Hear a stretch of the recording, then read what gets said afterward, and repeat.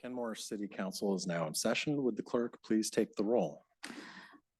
Councilmember Marshall, Present. Councilmember Sassen, Present. Councilmember Shrubnik. Here. Councilmember Lutsis. Here. Deputy Mayor O'Kane, Here. Mayor Herbig, Here. Councilmember Culver. Unless there are any objections, Councilmember Culver will be excused. Councilmember none. Culver is excused. All right, next on our agenda is the land acknowledgement. We acknowledge that the city of Kenmore is situated upon the ancestral lands of the Snohomish, Snoqualmie, Soxhawtl, Duwamish, Stillaguamish, Tulalip, Suquamish, Muckleshoot, and other tribes who are part of the Coast Salish peoples. We recognize and express our deepest respect for their enduring stewardship and profound relationship with this land, which they have cherished and protected since time immemorial. We honor the First Peoples, acknowledge their vibrant cultures, and commit ourselves to learning from their wisdom in our journey to promote justice, equity, and mutual understanding. We pledge to stand alongside these communities in acknowledging past injustices and working towards a future that respects and celebrates the diverse heritage of this land. Now, would you all please stand and join me in the flag salute? Allegiance to the flag of the United States of America and to the republic for which it stands, one nation, under God, indivisible, with liberty and justice for all.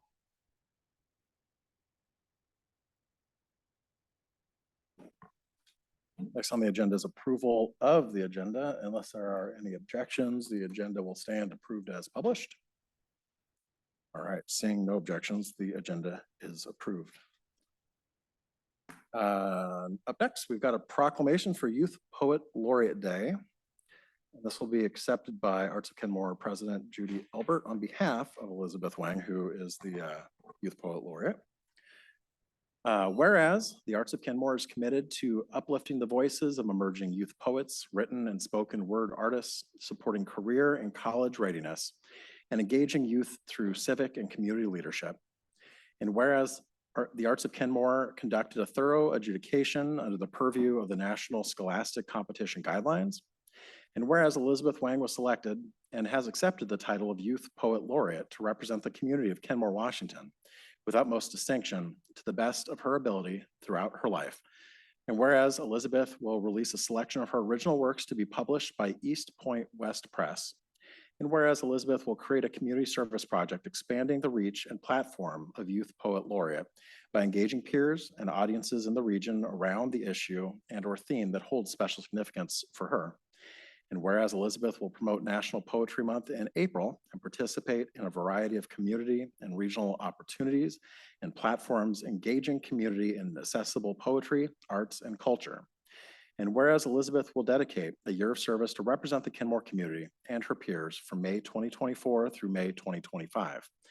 Now, therefore, I, Nigel Herbig, Mayor of the City of Kenmore, on behalf of the City Council, do hereby proclaim October 20th, 2024 to be Youth Poet Laureate Day throughout the city of Kenmore, and encourage our community to engage and support the art of poetry.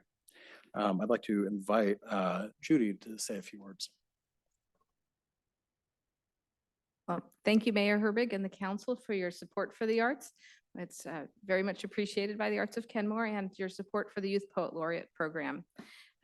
Elizabeth has already participated in poetry readings where she's read her poetry, and she's working on creating a chat book with East Point West Press of her poetry. This is the one from last year's Youth Poet Laureate, and so that will be coming out this year. And she'll also have her poetry displayed in the City Gallery next year, and in National Poetry Month in April, she'll be hosting a poetry slam. So anyway, there's many things to look forward to from our Youth Poet Laureate, and she'll be having the ceremony to receive her proclamation on November 23rd at 4 p.m. in the library. And so we invite you to come, and we'll be inviting the public to come and enjoy some of her poetry that night. So, thank you. Thank you. Let me just hand you this.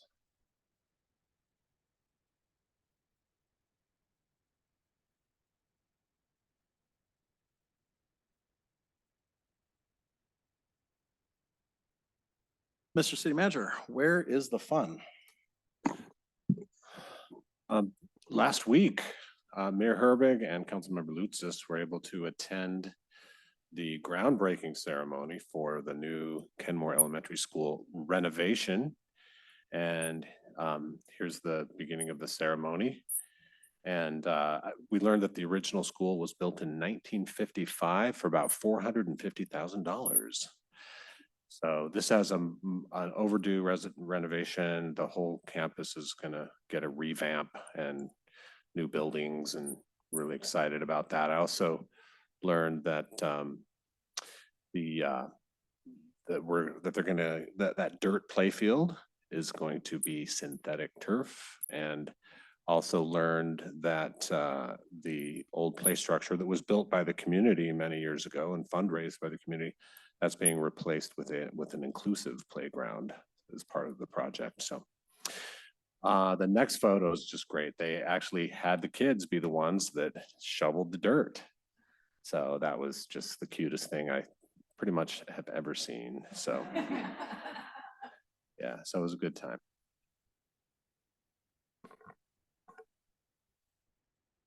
I'm just excited that future generations won't have to be out in portables like my daughter was when she was little, so. It's a big step in the right direction. Next up, we have public comment. We want to welcome everybody to the council's meeting. Please address your comments to the mayor and the council. Folks will have 3 minutes to speak. The clerk will call your name when it is your turn. Please state your name and city of residence and keep within your allotted time to make every person feel welcome and safe here. Let's refrain from interruptions like booing, clapping, heckling, yelling. The meeting is recorded for transparency. Thank you for being here and for sharing your input respectfully. Clerk. Thank you, Mayor. We have 2 guests signed up on site wishing to speak. Richard Lewis, followed by Tracy Benishinsky, and 1 guest, Elizabeth Mooney, waiting online.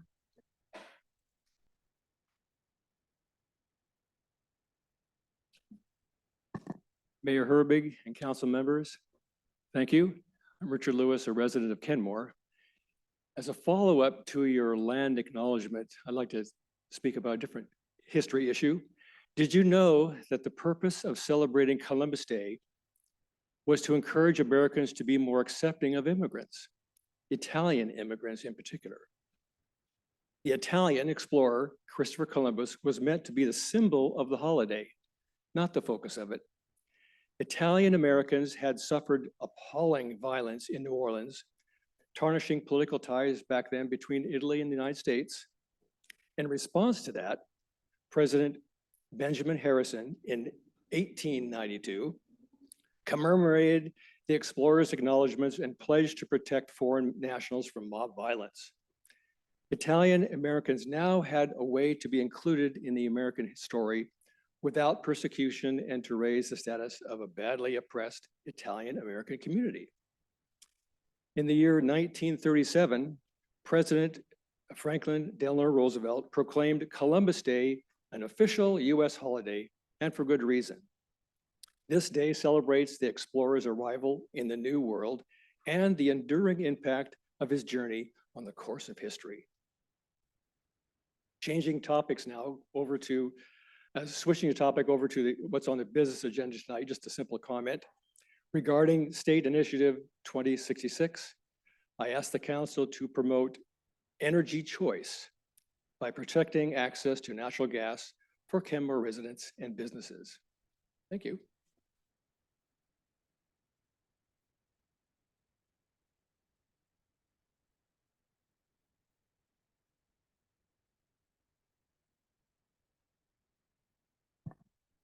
Tracy Benishinsky, Kenmore. Good evening, Council. Thank you for the opportunity to speak to you tonight. I come before you with some general thoughts and hopes as you move through budget season. First, I appreciated Mayor Herbig's reminder that budgets are moral documents. They reveal our priorities and values, making clear in dollars and cents what issues, ideas, and people are most and least important to us. I understand that there are some services that we as a city are required by law to provide, and that such provision might impact our ability to provide other services. I also understand that we are budgeting within an inequitable tax system. That said, I hope these realities will not be used as reasons to defund the services most vital to ensuring a habitable planet and equity and justice for everyone in our community. I hope you will consider how some of the enhanced services that have been included in our budget, such as RACER, are attempts to address how a core service, policing, has resulted in inequitable and unjust outcomes for many. If we are required to maintain traditional policing services, but cut back on a program like Racer or Community Court, what progress toward a more just and inclusive city will be lost? Who will be left behind? I also hope that the budget will reflect your top priorities. Climate work requires robust funding. Addressing the affordable housing crisis requires robust funding. If we do not allocate adequate resources to those priorities, we will continue down the not very good path we are on. You made those things priorities in word. The budget is our chance to make them priorities in action, and I hope you will do that. Thank you again for the opportunity to come before you, and thank you for your service. I appreciate you all very much. Thank you. Ms. Mooney, can you hear us? Yes. I can't tell if you see me or not, but hi. Hi, we hear you. Go on. Great, thank you. My name's Elizabeth Mooney. I'm a resident in Kenmore since 95. And I want to support what Tracy Bonazinski's comment was, especially right now about climate work, robust funding, and putting the words into action. And in those words, I want to say also thank you, because this last week and a half or so, I just want to thank the folks on council, in the community, and in staff. There were several that took the time to talk with community, with me, with others. And I'm just really proud to say that my staff and council and community are part of my experience here in Kenmore.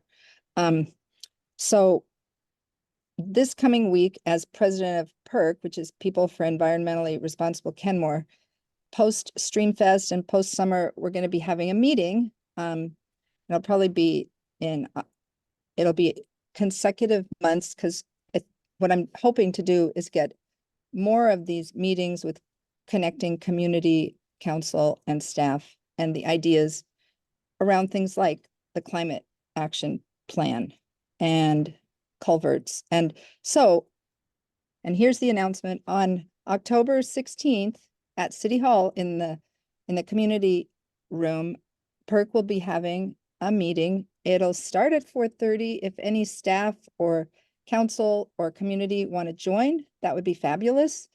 I'll be there at 4:30 and I'll stay till 7.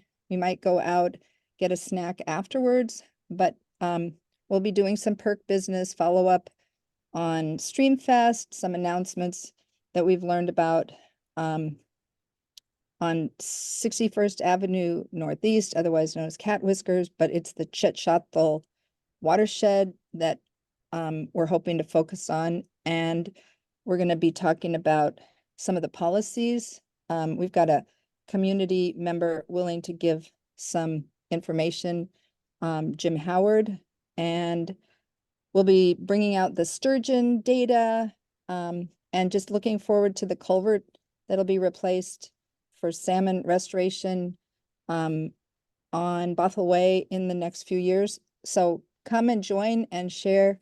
And thank you again for all of the really nice conversations and education. And we just want to spread it out, and I'll try to do better at getting the word out and getting people to know when we're having the meetings in the future. Thank you. Mayor Herbig, that concludes our speakers list. All right. Next on the agenda is our consent agenda. The chair would entertain a motion to approve the consent agenda. So moved. Second. Got a motion and a second. Is there any discussion? Seeing none, all those in favor, say aye. Aye. Any opposed? Say no. The consent agenda is approved unanimously. Which brings us to a presentation, new staff introduction, maintenance worker David Samoliluk, introduced by Public Works Operations Director Jennifer Gordon. I hope I didn't mangle that too much. Good evening, council. I know I've been trying to practice his name in my head for a while now, and I would love to introduce you to David Samoliak. Okay. David started as a seasonal worker this last summer for Public Works Operations, and when there was a maintenance worker, a position that became available, we were super excited that David was interested in applying for the position, and he's now a permanent employee. So that's super exciting. And we're really excited to have David. And what I really love about David is every time I've seen him, he's had a big smile on his face. So you don't see that all the time. So we appreciate that, David. I'm really excited to be a part of the public department for the city of Kenmore. And I also just want to thank all of you for all the work that you do for this city. So thank you. Thank you and welcome to the city of Kenmore. We appreciate all the work you're going to do to keep our streets beautiful and our parks usable. And thank you. Welcome. Thanks. Thank you. That brings us to our business agenda. First item, November 5th, 2024, general election, Washington State Initiative Measure 2066 concerning regulation of energy services. We've got an informational presentation by our Climate Action Plan Program Manager, Nina Rasmussen.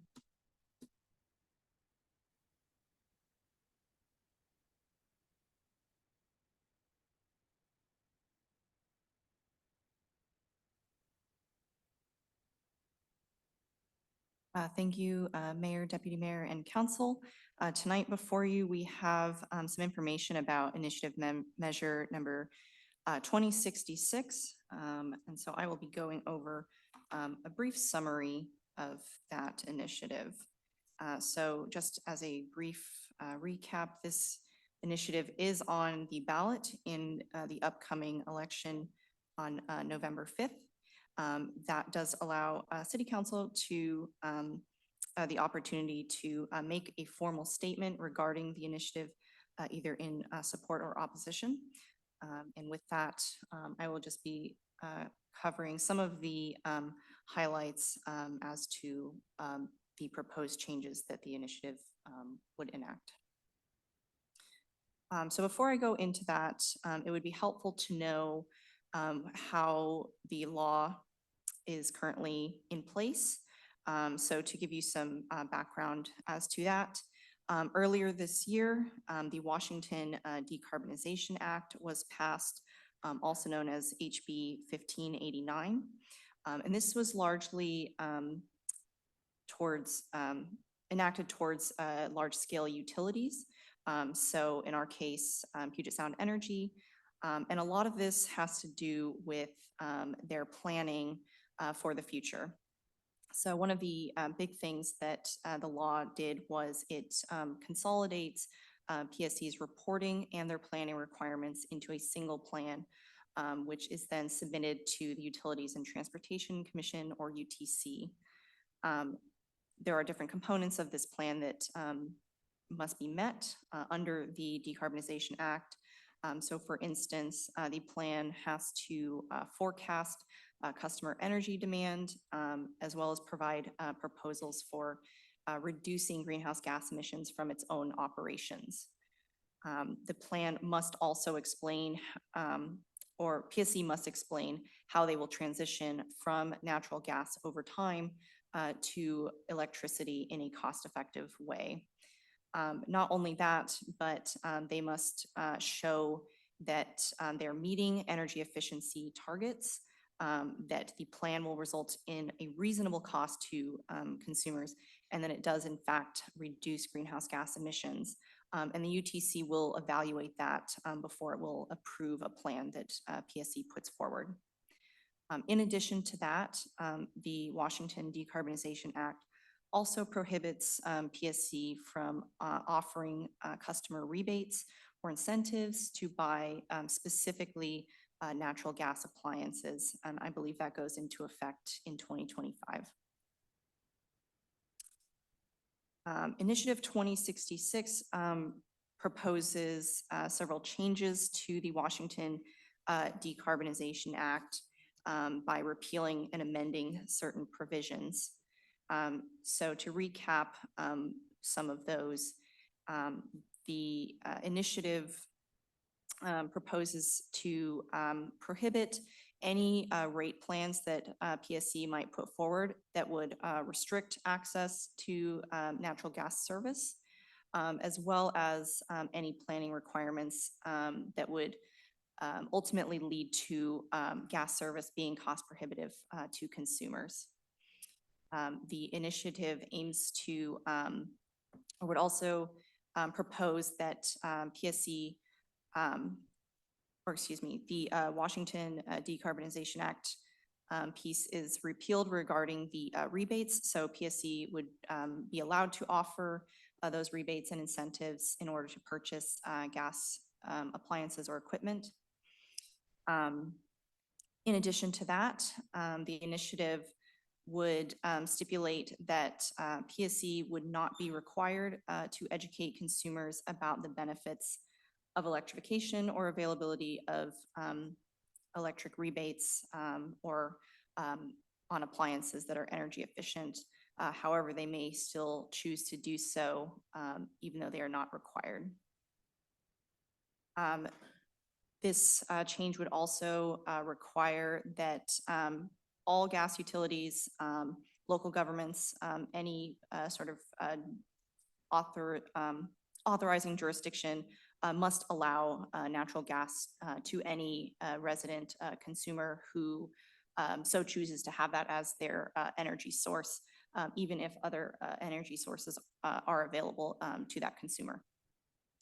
And lastly, this act would also, or excuse me, this initiative would also disallow local governments, other authoritative agencies, air pollution control agencies, and the State Building Code Council from prohibiting, penalizing, or discouraging the use of gas. And that has several implications on a local scale, which I will touch on here. So as far as what the local implications would be, this is largely going to impact greenhouse gas reduction goals. Per the Growth Management Act, there are specific emissions goals that have been set in place. We have completed the climate element as part of that, and that has been under the assumption that there would be an eventual phase out of natural gas. Under this initiative, were it to pass, we can no longer assume that that would be a reasonable path forward to achieve emissions reduction goals. And with this and that planning that was done via the Growth Management Act and the Climate Action Element, some of that planning work by different cities and counties may need to be revised in order to comply with that section surrounding prohibiting or penalizing against natural gas. So that would need another look in order to make sure that we are fully equipped to be in compliance with that. And with that, I will open it up to any questions. Questions?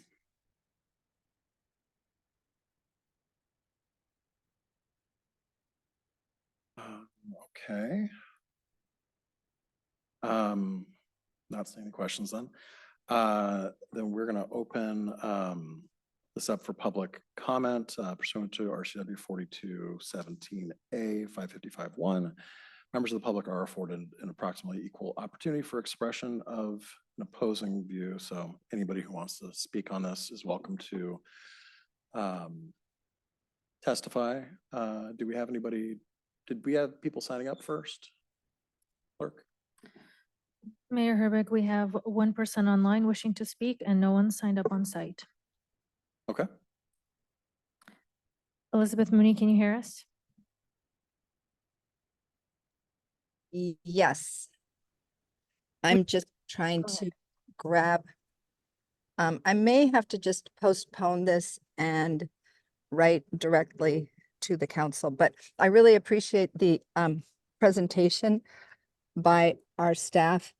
And I believe that the best thing for the environment, I just hope that I'm right about this. But I think that we want to be voting no on initiative 2066. Thank you. Thank you, Mayor Herbig. That concludes our speakers list. Anyone in the audience that wants to be heard? Okay. Well, then I will open it up to my colleagues if there are any motions related to this. We have a proposed resolution where we can insert either support or opposition to the initiative. I would move to oppose. Okay, I'll second that. Discussion. Any discussion? Councilor Lutzis? Yes, I have some statements to make. And so, thinking about this, I know that it's been somewhat contentious depending on the needs and desires of members in the community. And I understand and recognize that there's a desire for reliability that natural gas has historically provided when it comes especially to weather-related events in our community. When we have severe cold weather events that down power lines and leave residents without electricity, it can often be natural gas heat that keeps residents safe. In fact, growing up, I was one of those residents who relied on our single gas-powered fireplace when our power lines went down during the winter months, sometimes for days at a time. I recognize and prioritize the safety of our residents, especially our most vulnerable. That said, I think there have been major strides made in recent years in making our electrical infrastructure more resilient and reliant. New developments around our city require the undergrounding of infrastructure, and work with PSC has led to better response times. I support our efforts to reduce emissions and promote more sustainable sources of energy, but this work must be done directly relational to our efforts to improve our electrical infrastructure to be more reliable and resilient, especially as demand and strain grows. I am reading through the initiative. One thing did stick out to me that concerned me, and that was Section 9 of I-2066, which prevents towns and cities from governing according to the needs and desires of our constituents. This constraint and overreach prevents us from having the freedom to work with and listen to our community and stakeholders and be free to make decisions that reflect our community best. And that is why I do have some hesitation and opposition to this initiative as well. Thank you. Any other comments? Yeah, I'd just like to start off by saying that no matter what the ads you're getting when you're watching Hulu, nobody is coming for anybody's stove. That's not what any of this is about. And my biggest problem is the same one that Councilor Lutz has just brought up, is the overreach of essentially, I mean, I question whether we could even host events encouraging people to solarize or things like that under the language of this initiative. I worry that that could be construed as discouraging the use of gas, even if that's not the actual case. Yeah, nobody is shutting off anybody's gas. Nobody is coming for your stove. That's not what this is about. This is about undermining a agreement that PSC and the state reached to start ramping down things as we address climate, which is something that we absolutely need to do if we are going to meet any of our climate goals as a state or a city. So, any further discussion? Being none, would the clerk please take the roll? On the motion to approve resolution 24-421 to include language in opposition of Washington State Initiative Measure 2066 concerning regulating energy services, including natural gas and electrification. Councilmember Shrubnik. Yes. Councilmember Marshall. Yes. Councilmember Lutsis. Yes. Deputy Mayor O'Kane. Yes. Councilmember Culver. Yes. Councilmember Sassen. Yes. Mayor Herbig. Yes. The resolution passes unanimously. That brings us to the second item on our business agenda, North Shore Parks and Recreation Service Area Community Center Site Selection Process Update, presented by Public Works Operations Director Jennifer Gordon, Recreation Program Supervisor Rita Colburn, and consultants.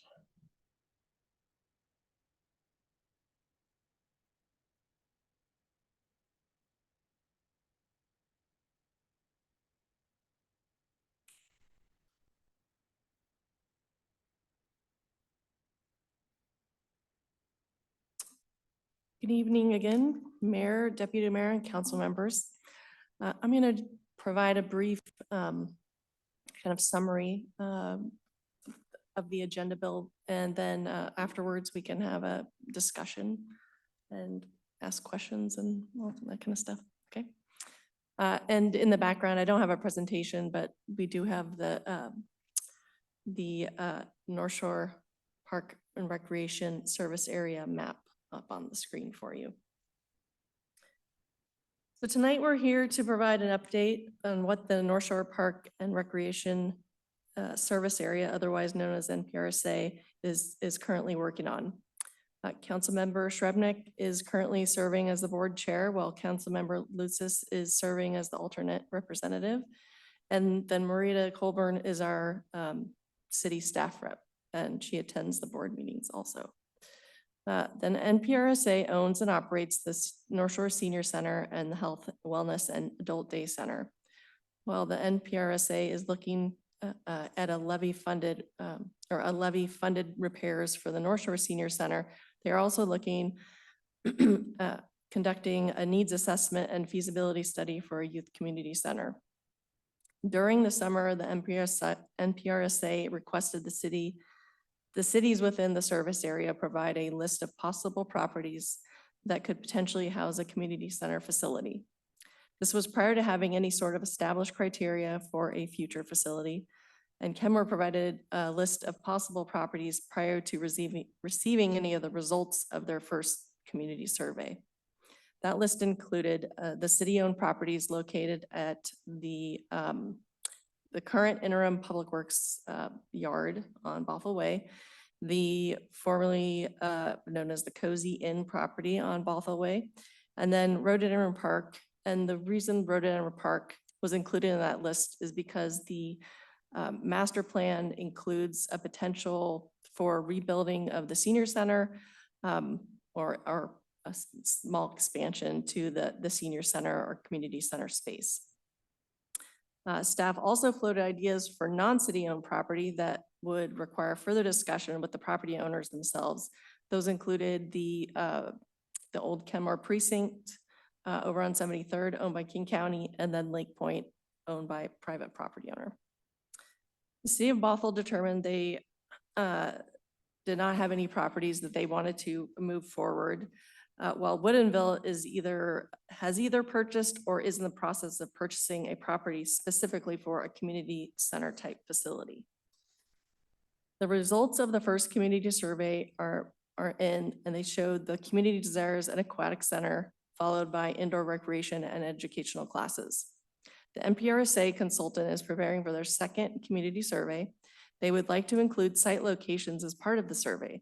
Based on the results of the first survey, the size of the city-owned Kenmore sites may not be appropriate for a facility that serves 3 city service area, but could potentially accommodate a smaller satellite site similar to the Kenmore Senior Center operates within the North Shore Senior Center. The non-city owned properties in Kenmore would need to be discussed further with those property owners. And with that, I would like to just start a discussion on your thoughts. And if Deborah and Nathan and or Marita have other things to share or can answer questions. Questions, comments? Councilor Srebnick? Yeah, it's been an interesting process. I'll just put it that way. We have a meeting on Wednesday, so just wanted to have this in front of you before that meeting. Yeah, I mean, if you look at that map, you can kind of see where the middle is geographically, but I don't know if you want to, I think we were given the heat map as well, which shows the population distribution, which is of course a little different than the geographic center. Woodinville is very excited about their site. I don't know if you can throw that up on the screen, the one that shows the 3 dots. But where that is, it's pretty much where the word Woodinville is on that screen. If you can, where the D is in Woodinville. I think it's think just that's- off of like 522 there in Woodinville. Yeah, but past the 405 interchange. So it, depending on traffic, is, takes some time. Let's just put it that way. So wanted to see if folks had any questions or concerns about that. Bothell had submitted, I think they did submit a few sites, but none that they wanted to support. They kind of had a few straw man sites, sort of like ours, that, you know, were submitted, but clearly kind of didn't meet the criteria. The main criteria, if we're looking at a pool, is 4 acres. And so just finding 4 acres unprogrammed and owned by a public entity is, I mean, just right off the top, that's very, very difficult. There's very little of that. So, and an update, I think we had originally, maybe almost a year ago, talked with North Shore School District at our joint meeting. They were not willing to put that property forward. It also is not 4 acres. So, yeah, on the good side, separate from that, so this community center initiative would be an entirely separate, like, ballot initiative. It's not part of the levy that will come before the voters next year. But one nice thing that the NPRSA is considering for Kenmore is, and for any other city that has this, is, you know, our senior center is programmed by the North Shore Senior Center. In other words, they run the programming, but we, the city of Kenmore, own the building.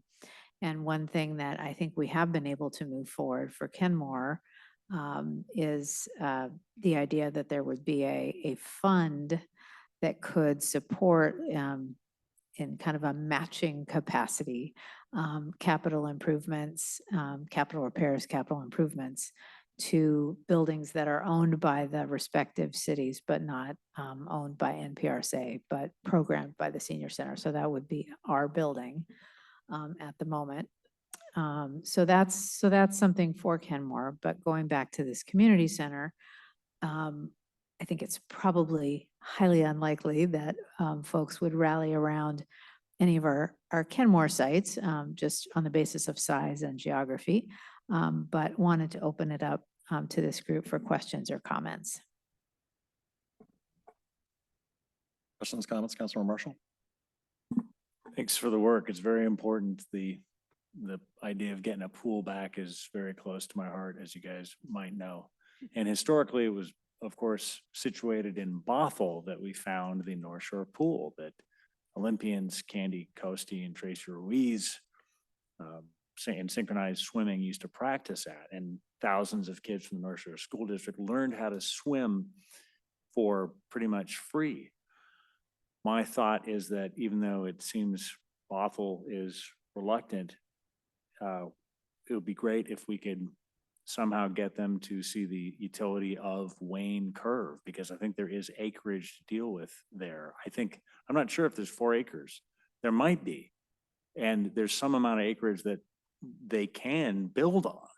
I think that'd be ideal because we have the trail going right to it. Kids from downtown Kenmore could ride their bikes or go down on the trail to get easily to the pool.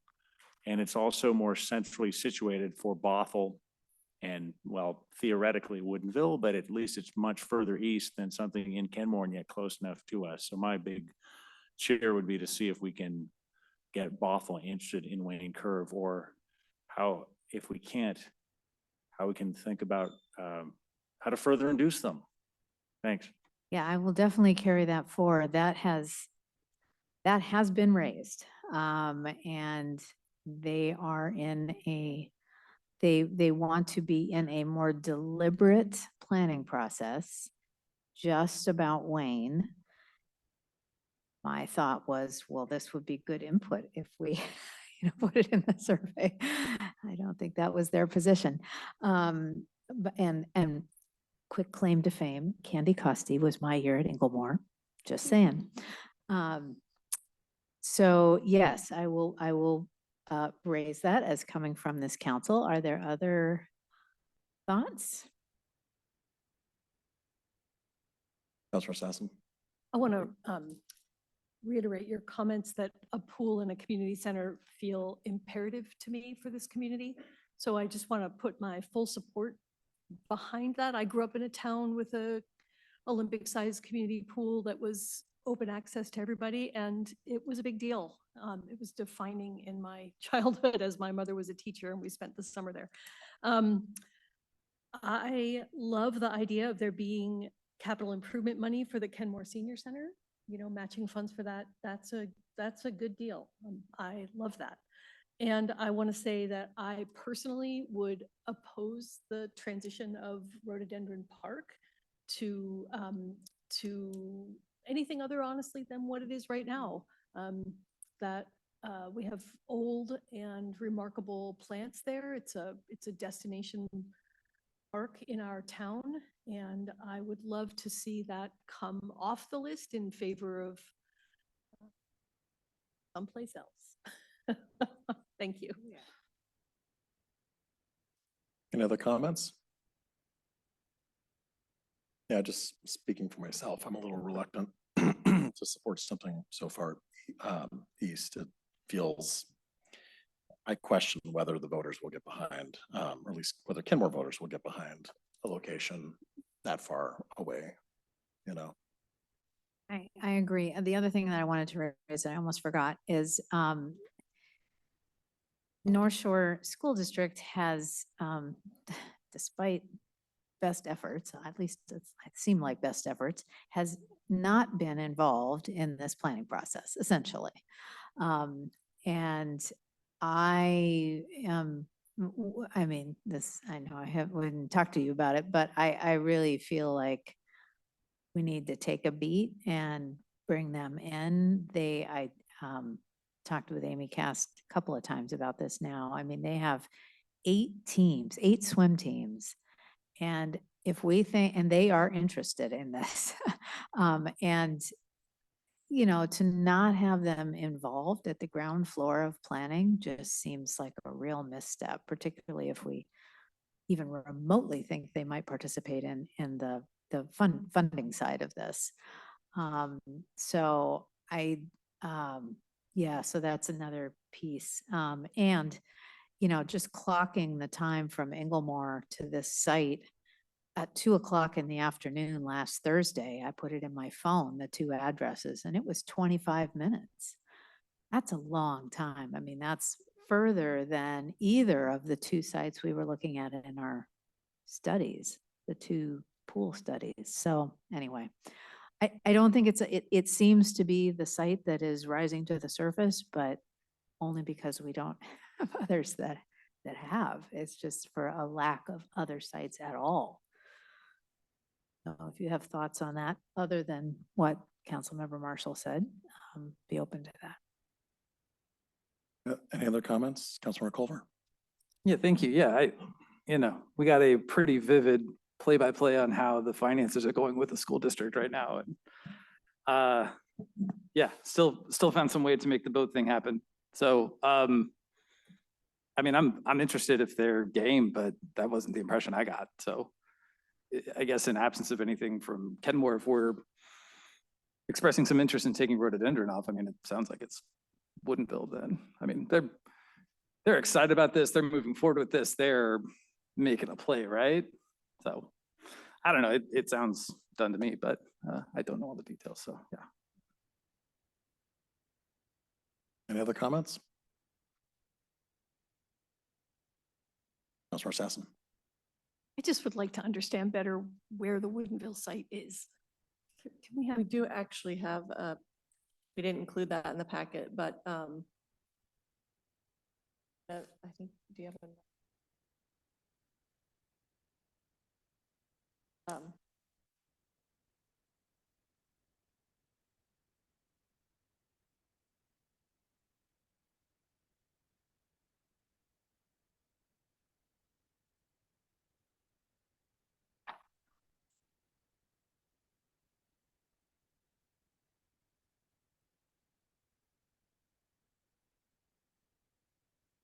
I believe it's like in the industrial kind of area off of 522.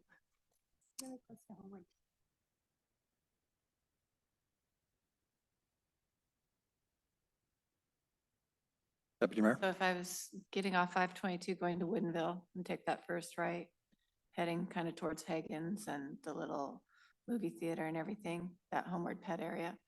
I actually think that's about as close as we could get in Kenmore to this location. Yeah, it is. Woodinville's not next door, but I do think that in Woodinville is the most suitable location for us to partner with them on or have support for. I've had my kids play lacrosse at their fields and baseball and other sports. Yeah, it's not in Kenmore. You know, someday maybe we'll be able to have something closer to home, but I think in Woodinville, can't get much closer than that. Any other comments? All right. Thank you very much. Thank you.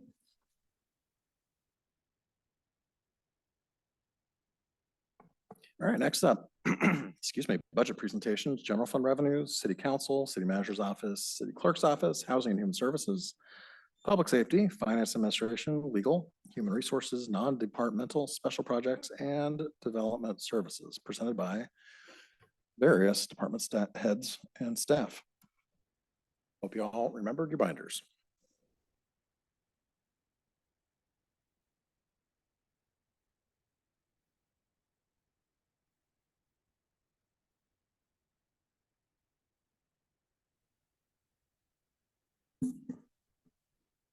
Good evening, council. So this is the first of 3 meetings that we will present different parts of the budget, different cost centers or funds. So we're going to kick it off with talking about general fund revenues and expenditures, and then go into some of the different cost centers after that. And everybody will come up when it's their time. So if we could just, as we're going through this, if you could tell us what page in the budget book that sure. it Yeah. coincides with, because that'll just make all of our lives a little bit easier over here. You'd had to throw me a curve right from the start. Okay, so I'm talking about general fund revenues, and so that is going to be 58. page 58 and 59. Okay, so this slide shows you that we originally started with an adopted budget for general fund revenues of 31.3 million. And then when we did our mid-biennium adjustments, we ended up with an amended budget of 32.967. So how did we get there?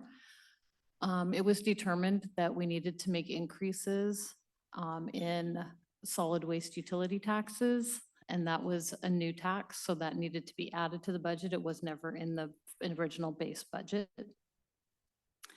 And then the other items were in the budget. So the gas utility tax was increased 245,000. The surface water utility tax was increased 165. Investment earnings, as you know, I've been talking about that. We've been making a lot more investment revenue, so we adjusted that number. Planned review and other items, related items were up 275. And then water sewer franchise dollars were up 100,000. So that's what created the increase. And that was offset slightly by a couple of decreases, worth mentioning, which one was a lower sales and use tax than we anticipated and a lower cable utility tax than we anticipated. That's how we ended up at our amended budget. The projection through the end of the year, we made some mostly overall increases. And so we received some monies that were affordable housing in lieu of fees. We had a larger interfund transfer and I know I have notes on my interfund transfer. And I'm not seeing it here. Okay, here we go. So we had some money that came from ARPA that we weren't expecting.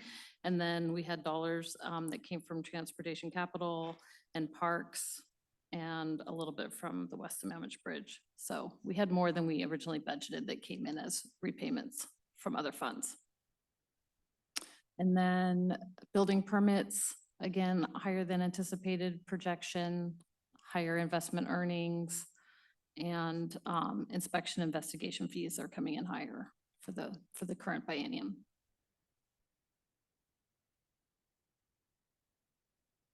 So what are we proposing for 25-26? We are proposing 35 million.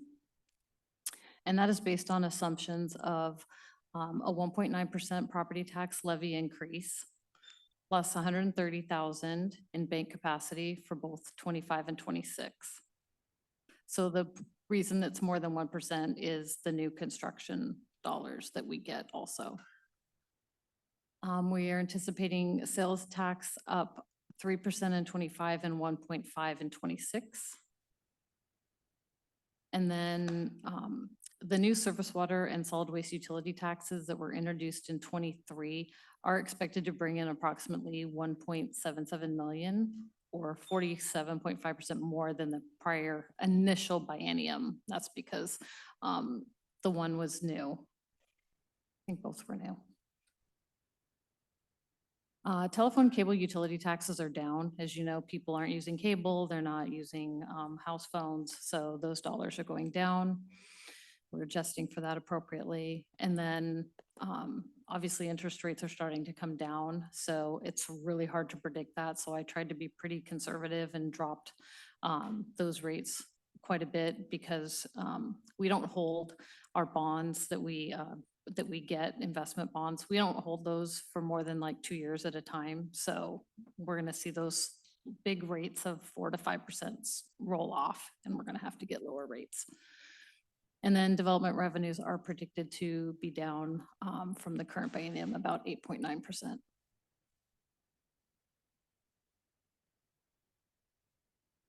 So this chart shows you the breakdown of the various sources of revenue. So you can see our reliance on property taxes and sales taxes, and a growing reliance on utility and other taxes as we've been adding those. And then smaller amounts in interest, charges for services, licenses.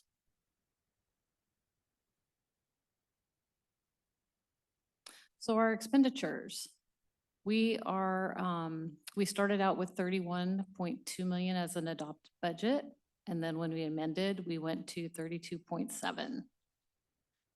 So things that we increased in the mid-biennium were the new costs that happened after we had finished the budget. So that happened in early 23, which was a new environmental services cost center, the new housing and human services cost center, an additional staff person in the finance cost center, and increased insurance premiums from WCIA, and then also some increased costs for police. And then those were offset slightly by reductions to the street transfer that we would make, and then a small adjustment to the transfer to the Public Works Operations Center. Our projection through the end of this biennium is to have approximately $28.7 million. And it's down obviously quite a bit from our amended budget, and that's because of the use of the ARPA money to pay off the police costs. And obviously the ARPA money was in a different fund. And then that's offset slightly by an anticipated transfer to our new Lake Point Fund that's in the works being created in the amount of $650,000.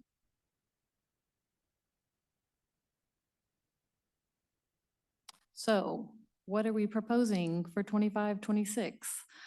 Total budget of 37.7 million. This is an increase of 15% from the amended budget of in 23-24, which is $5 million increase.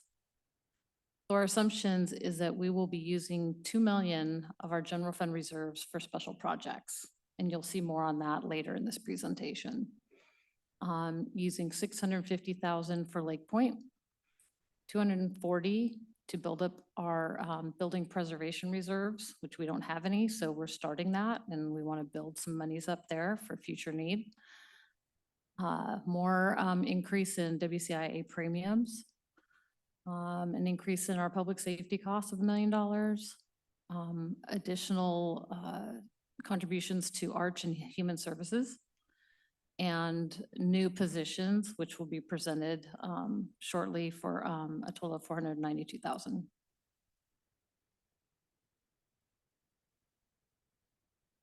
So these are the new positions. Some are increased positions and some are new positions. So you can see in development services, we have 2 part-time positions that would be increased to full-time with the associated costs. In city manager, there's a new business and community engagement coordinator position that is being offset by executive assistant monies, as we're reducing that position by 50%. So those dollars will help offset the new business coordinator position.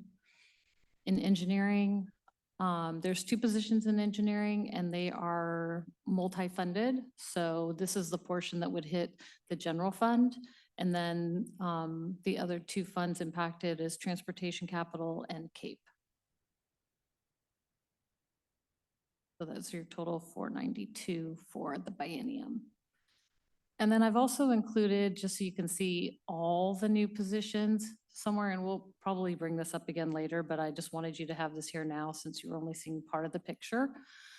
These are all of the new positions that are included and showing all the different funds, where they come from. Even though this is, I'm supposed to be talking about general fund, I thought it was important for you guys to see this whole picture so you could have it. So again, at the top, you see what I just presented for the general fund impact. And then the other 2 positions in engineering that hit the transportation capital fund.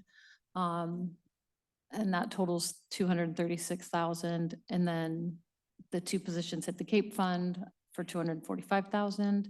And then 2 positions to be paid out of the Lake Point Fund, a capital project manager position and a senior planner, which is basically to help backfill Debbie's time.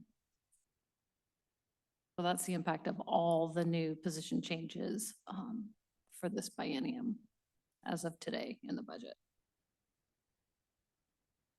Any questions on all that? I think next is, I'm going to turn it over to Samantha. Councilor Shubnik. Thanks for this. Couple of things on page 59. I believe you said it, and I just want to make sure that it's obvious. So the public safety in 2023 went from just under 500,000 to 5 million, 4.9. And that's because of the ARPA, right? Okay. Absolutely, So yeah. It was just wanted to- 4.6 million. Right. Yes. So I just wanted to underscore that was Thank you for- because it was a different fund source and Yes. we're still spending, it's still a It's still huge there. part of the Yeah, budget. Yes, it still exactly. exists. And before that, pages 51 and 53, 4 and 5. This, I think that I might have asked you this last year or last time too. I'm always a little confused by the personnel summary. 53 there. It doesn't seem to align very well, or at least narratively, with what it says on page 51 and 54. 54 says, for example, community development, Lake Point pieces, but then it says, community development went down when you actually look at it. So I don't know whether there's a way to maybe put some of them as subheadings under the, I just, it's hard for me to understand where the pieces fit together. Right. And then the last thing, and this is some totally unrelated, do we have in here anywhere what kinds of things or what was cut as part of the review of the budget? Because I know there was a lot of work done to try to trim expenses. Yeah, I don't have a specific slide that addresses that. I know that as we went through each department and met with each department and looked at each cost center, there was definitely lots of areas, small line items where things went down. I mean, for instance, in finance, the copier charges went down, right? And we were able to look at how much we're paying and reduce the budget appropriately because we weren't spending that much money in that area. So, so there was a lot of that, but I don't have a list. I can work on that. I can bring it to the next meeting. Yeah, I think it'd be helpful, we often get the comment of, we just keep adding. And, I know that there was work done to try Right. to cut where we can before thinking about additions and really trying to prioritize. So I just would love that to be represented somehow. Okay, sure. Councilmember Culver? Thank you. I don't know how to phrase this exactly, but we haven't taken like a vote on Lake Point. This feels a little cart before the horse to me, but I don't know the order of operations on when we want to move forward with this budget versus something more deliberative on Lake Point itself. But I don't know. I just wanted to flag that for others because it's got a few line items attached. Mr. City Manager? Yeah, that's a great point. When we do the mid-year, or shouldn't say mid-year, the mid-biennium amendments, when are those coming? Late this month or November? It should be this month. Yeah, so when we come back with this biennium's proposed amendments, we're gonna have a proposed Lake Point fund to set up and a budget with that. And this budget is just setting the stage for future votes that we would have on acquisition or putting something to the ballot or other things. So. Any other comments, questions on this portion? I think we're going to go office by office as we go. One question I had, and I'm not sure if this is where you'd like to discuss it or if we can discuss it when we get to the manager's budget. I can't remember, is the business and community engagement coordinator. I'd like to hear more conversation about what exactly we're looking for and what we're hoping to get out of that. But I'm not sure if this is the appropriate time or if we want to wait until we get to the department for that. Probably makes sense to wait for Stephanie to be up here speaking to that. That'd be Okay, great. thanks. I'm going to pass it over to Samantha and page 109. So I'm Samantha Loyuk, and I have the pleasure of serving as your Development Services Director. I just wanted to start with a moment of gratitude to honor all of the work that's been done for this budget, from the city manager to the finance director, to all of my peers. There has been a lot of work, and I so appreciate them, and I'm honored to call them my colleagues and friends. So often you'll see me up here on council meetings, but Monday through Friday, 8 to 5, development services staff are busy putting plans into action. Here are a few things that we're doing. Sorry, I don't mean to interrupt. I just want to flag for everybody, it's actually page 112. Sorry, a couple of us were flipping around a bit trying to find it. Sorry. My Okay. bad. Sorry, I had 109 written down as well. Sorry about that. Okay. So development services staff on here, it says that there's a great description of the department. It's also in your budget book. But here are a few things behind the scenes that we're working on. So we're accepting and processing permit applications while helping customers understand how to access tools and understand the code. We're reviewing building plans, civil plans, architectural plans, and structural plans, and landscape plans with adopted code standards and best practices. We're responding to public records, the many, many public records. We're inspecting buildings, roads, and drainage improvements, landscaping, design standards and features, and critical area mitigation plans to help protect people and the environment. We're monitoring projects and keeping developers accountable. We're abating nuisances and enforcing the code through our code compliance program. We're facilitating economic development and encouraging investment in Kenmore. For example, building permit valuations last year exceeded $57 million. So that's the value of the improvements for building permits. These are just a few of the things that keep us busy in development services. So thank you for the opportunity to do this important work and serve the people of Kenmore.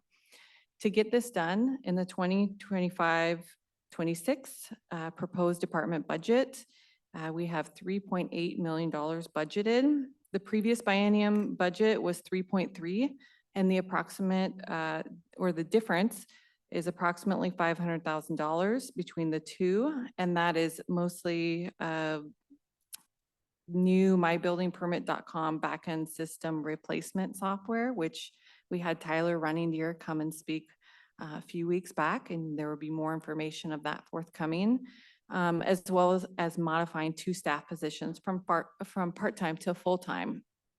And we'll talk a little bit about that also coming up. Okay, so before we jump into projects and positions, let's look at the revenue comparison and projections.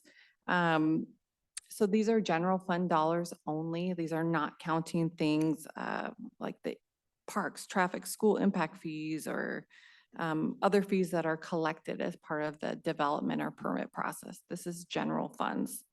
So since 2021, permit revenues have ranged from $1.2 million annually to an estimated $1.5 million this year.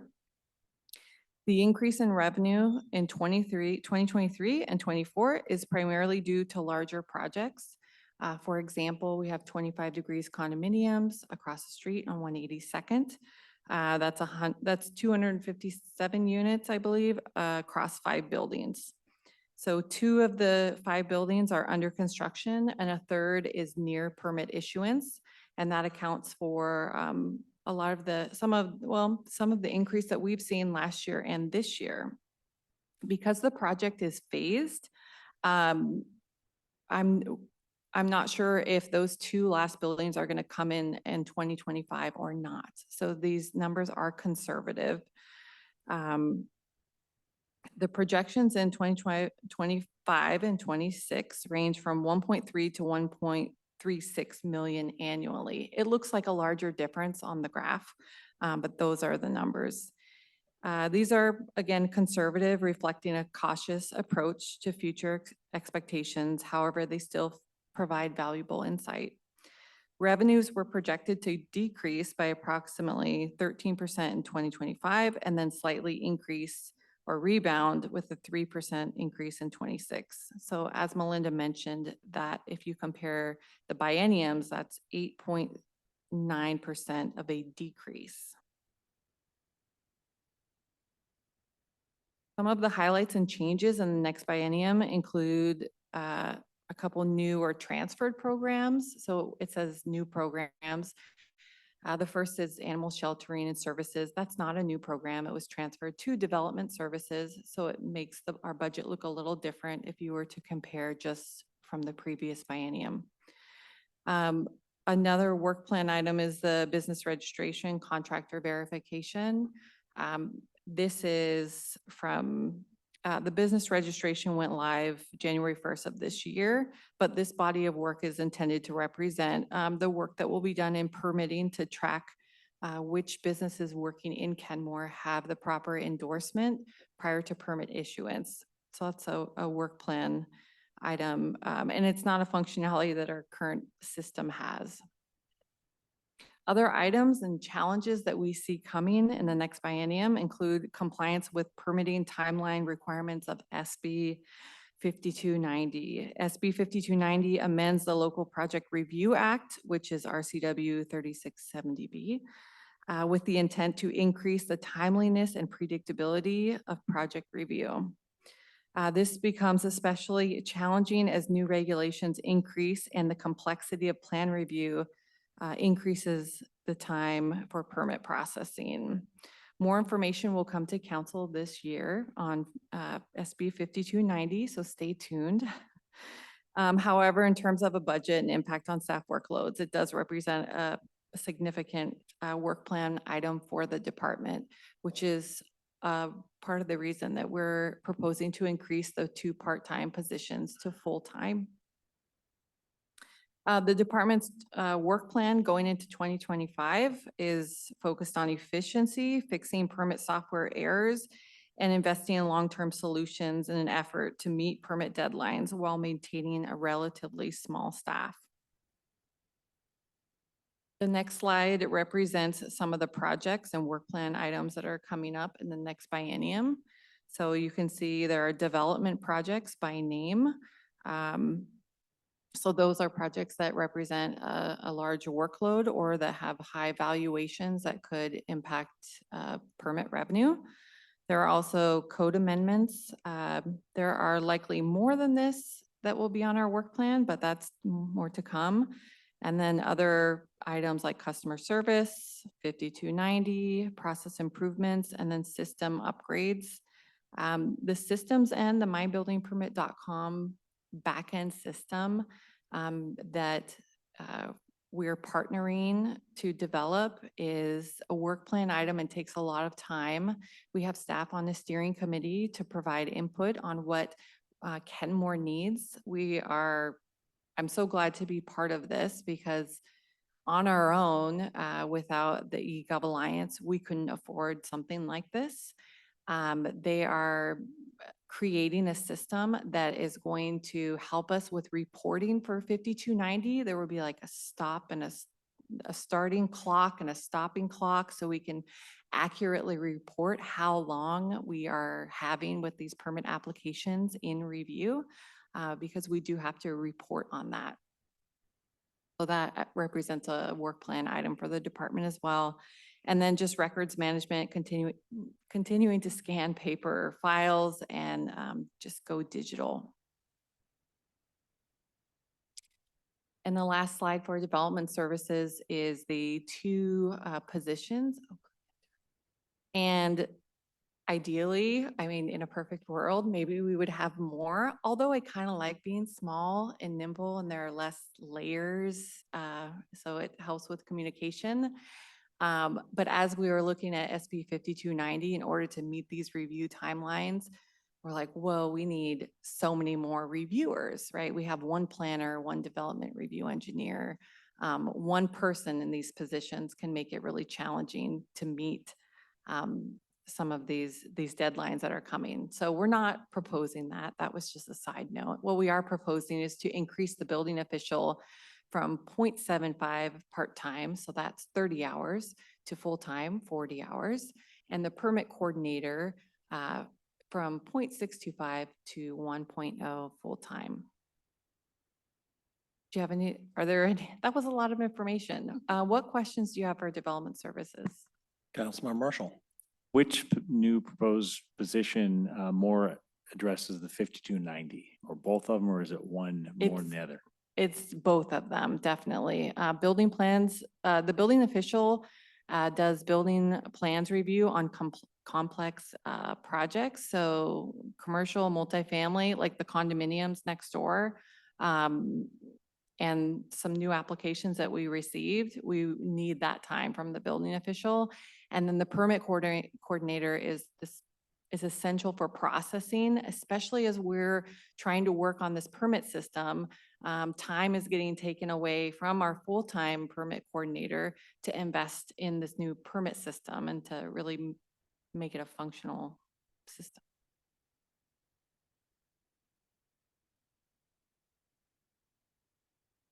Other questions about development services? All right. Thank you. Next up, we have environmental services, and I believe Nina and Richard are coming, or somebody.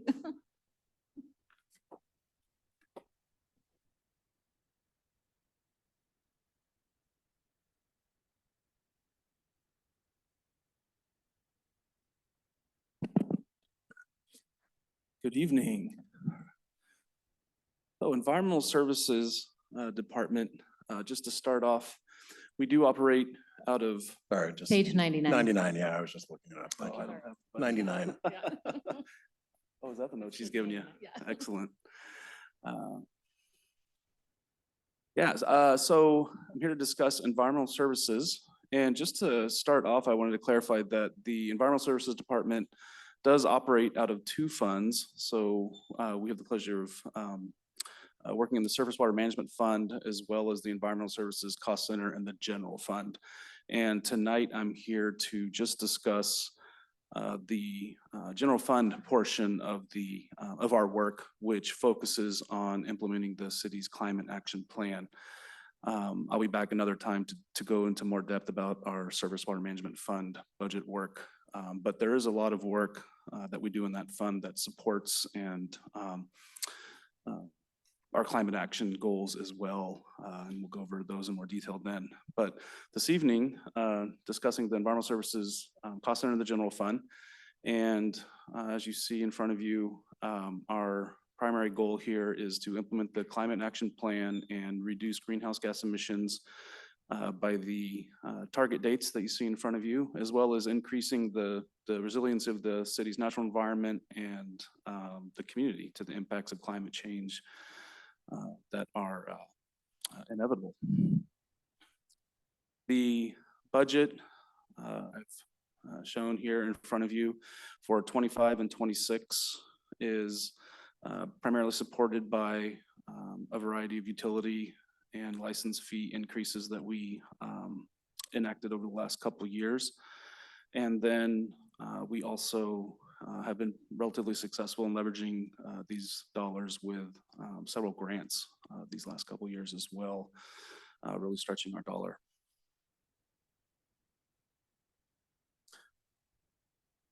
Some of the highlights I've outlined here, and again, there's more detail provided in the budget in front of you, but a few things that we'd like to really focus on in this next biennium. We're looking at adding in an intern to help the Climate Action Program Manager. There's a variety of programs out there that we can tap into and work study programs or just direct advertising to some of our local colleges and universities, but we're hoping to get some additional staff resource to help with some of the just analysis and reporting and different types of programs we're working on. I know we've got quite a mountain of work ready to go that we can get folks working on. And then these next couple bullets, I believe you all are familiar with the city's climate action plan. And we really, as we we're going into our kind of 5th year before our first major goal in 2030. And we really want to make sure that we're focusing our energies on those high return sectors in the climate action plan, which the bulk of our emissions come from our energizing our buildings and businesses.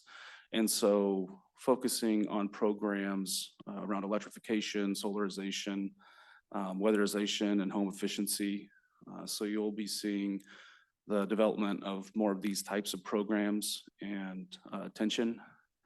And then kind of second after buildings and energy is our transportations and land use, which is about 1/3 of the city's emissions. And we are actively working on a plan right now that's going to help us identify more specific actions mid next year for electrification and additional EV infrastructure so that we can transition the community towards other modes of transportation other than internal combustion engines. And urban forest management, again, that's another plan that we're currently working on, which will also be completed mid next year with a goal of increasing forest canopy and increasing the city's ability to sequester carbon. And from those two plans in particular, you'll see it's a little vague right now, but the whole point of those plans is that we'll be able to come back next year with some more specific actions that we can start implementing next year with this biennium budget.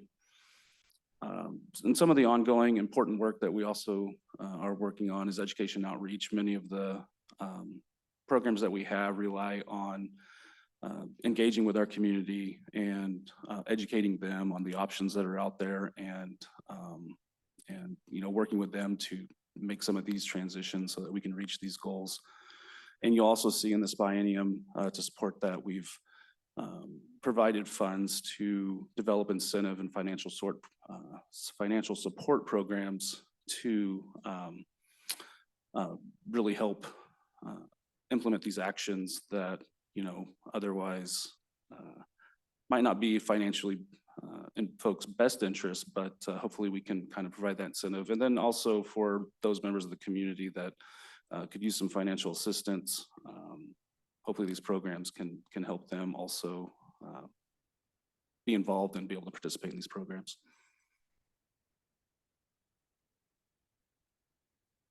So some of these specific projects I've already highlighted. It's the forest management plan, the EV infrastructure plan. We are in full swing working on those. Those are both will be completed by June of next year. And again, like I said, it's a little light on the detail, but those plans will produce some very specific action items that we can then implement. And you will see some of the biennium budget is set aside to make sure that we have those funds in order to implement those actions when they've been identified.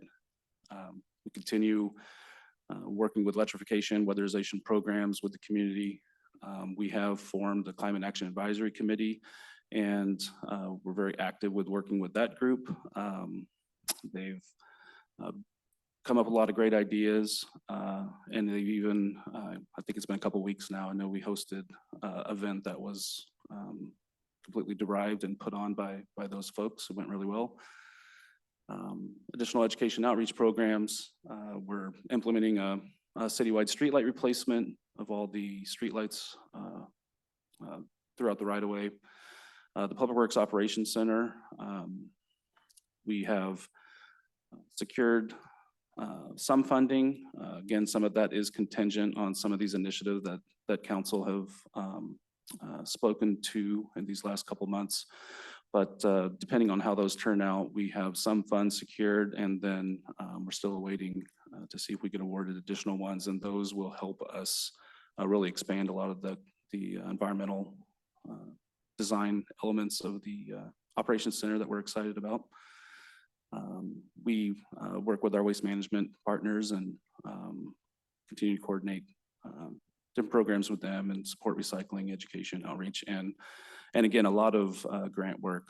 Nina's done a great job of leveraging a lot of these dollars with a variety of grants and has worked with a lot of nonprofits and other state agencies in implementing some of those.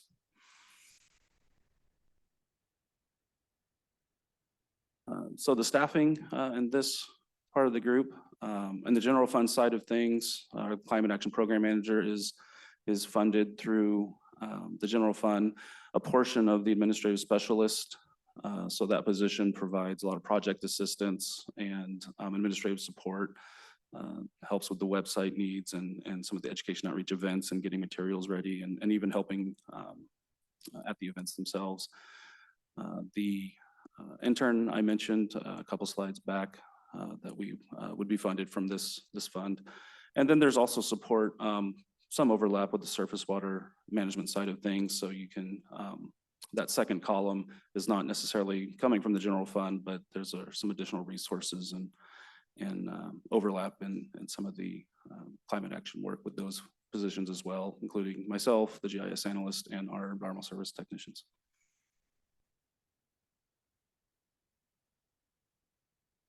Yeah, I'm happy to take any questions, and I know Nina's sitting behind me. If we really want to get in the weeds, I can always have her come up as well. Questions, Councilmember Culver? Thank you. I'm excited to see incentives for increased adoption. That's great. Please 10 exit, 20 exit, 50 exit, whatever. We need rapid progress plus for transitioning to renewable energy. I know some folks will likely balk, but keep in mind your home values will go up, your electricity bill will be eliminated, and it will decimate our carbon footprint, so future generations might get to enjoy a glacier. I do have some reservations, though. I need to be honest in my assessment. I don't think our current approach is generally working. 2 years ago, many of us on the other side of public comment were howling, saying that this plan didn't go far enough. And fast forward to now, with the benefit of hindsight, our most recent greenhouse gas inventory data is still from 2019. We don't have any metrics on how we're doing.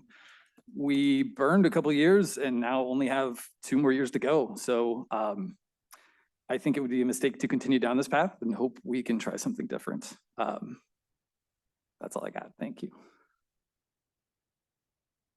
Councilor Lutzis? Yeah, I have a couple of quick questions, and this has to do with personnel. So I'm looking at the employee summary on page 101.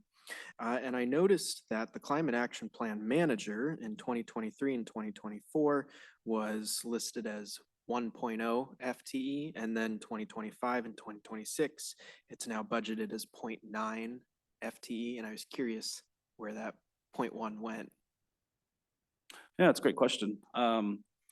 So the short answer is surface water funds pay that extra 10% because there is inevitably some overlap, particularly with the education and outreach programs that NINA puts together. So when we're able to justify those surface water funds, it lets us kind of put a little bit less strain in the general fund if we can pay out the surface water fund. So that's basically when there's that overlap, it's covering the cost.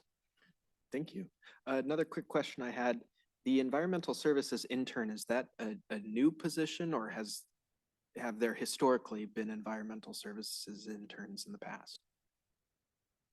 We have utilized internships for many years, but this would be new for the climate action program.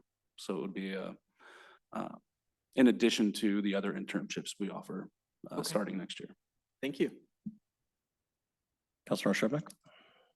This is great. And just looking at the, total budget, I mean, it's modest relative to other budgets, but it is being increased by 50%, which I think is a statement and an important statement. I just want us to think about, the city portion of emissions, the municipal operations portion of emissions, we know is like 1%. So the real work is, for lack of a better word, changing hearts and minds in the community, and our businesses and our development of buildings and transportation infrastructure, all of those things out in the community. So I don't know whether there is a way to think strategically about staffing and use of our advisory committee and our intern to really think about how do we make these ideas live and incentivize them in the community. That feels crucial to actually reducing our GHG footprint.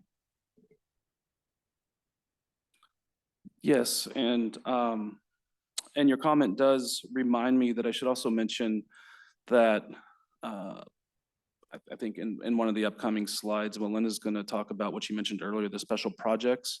So there's actually Page another 90. page 90. So there's actually another $700,000 of climate action funds in that special projects list too. So forgive me, I should have clarified that earlier, that the way that where these funds are situated, it's kind of, we're sitting in 2 different areas here. So there's actually more to come in the special projects fund. And some of it touches exactly on that, is funding things like those incentives and trying to get the community to adopt some of these. Any other questions or comments? All right, thank you. Next up, Stephanie Ash, Deputy City Manager. speak to several different cost centers. Thank you.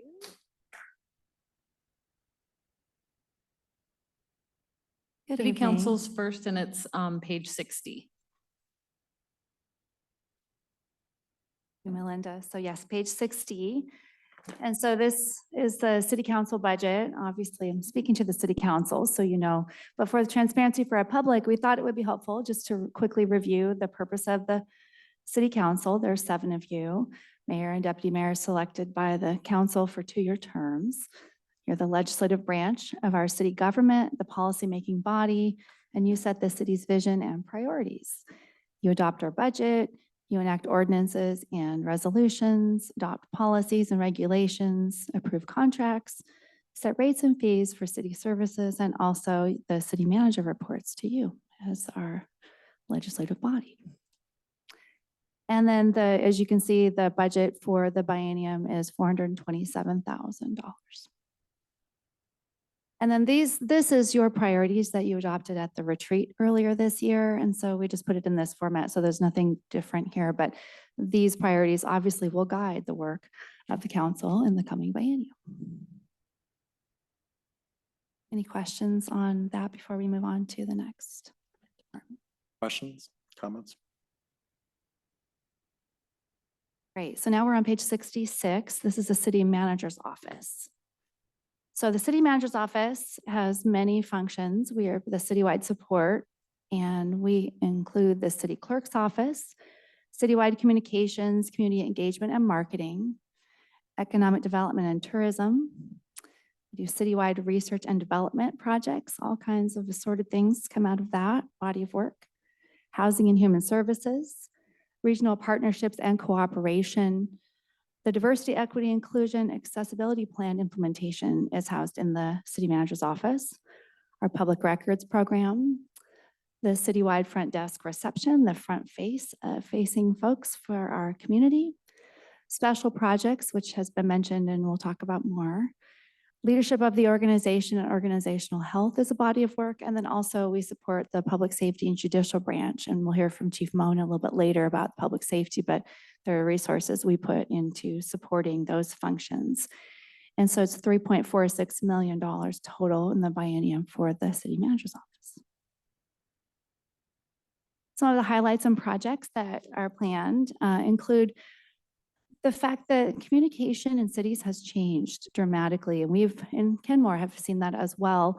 So we are planning some new community engagement and social media management tools to combat both misinformation and disinformation and to streamline communications efforts. So that will be a new body of work that's we think is really important.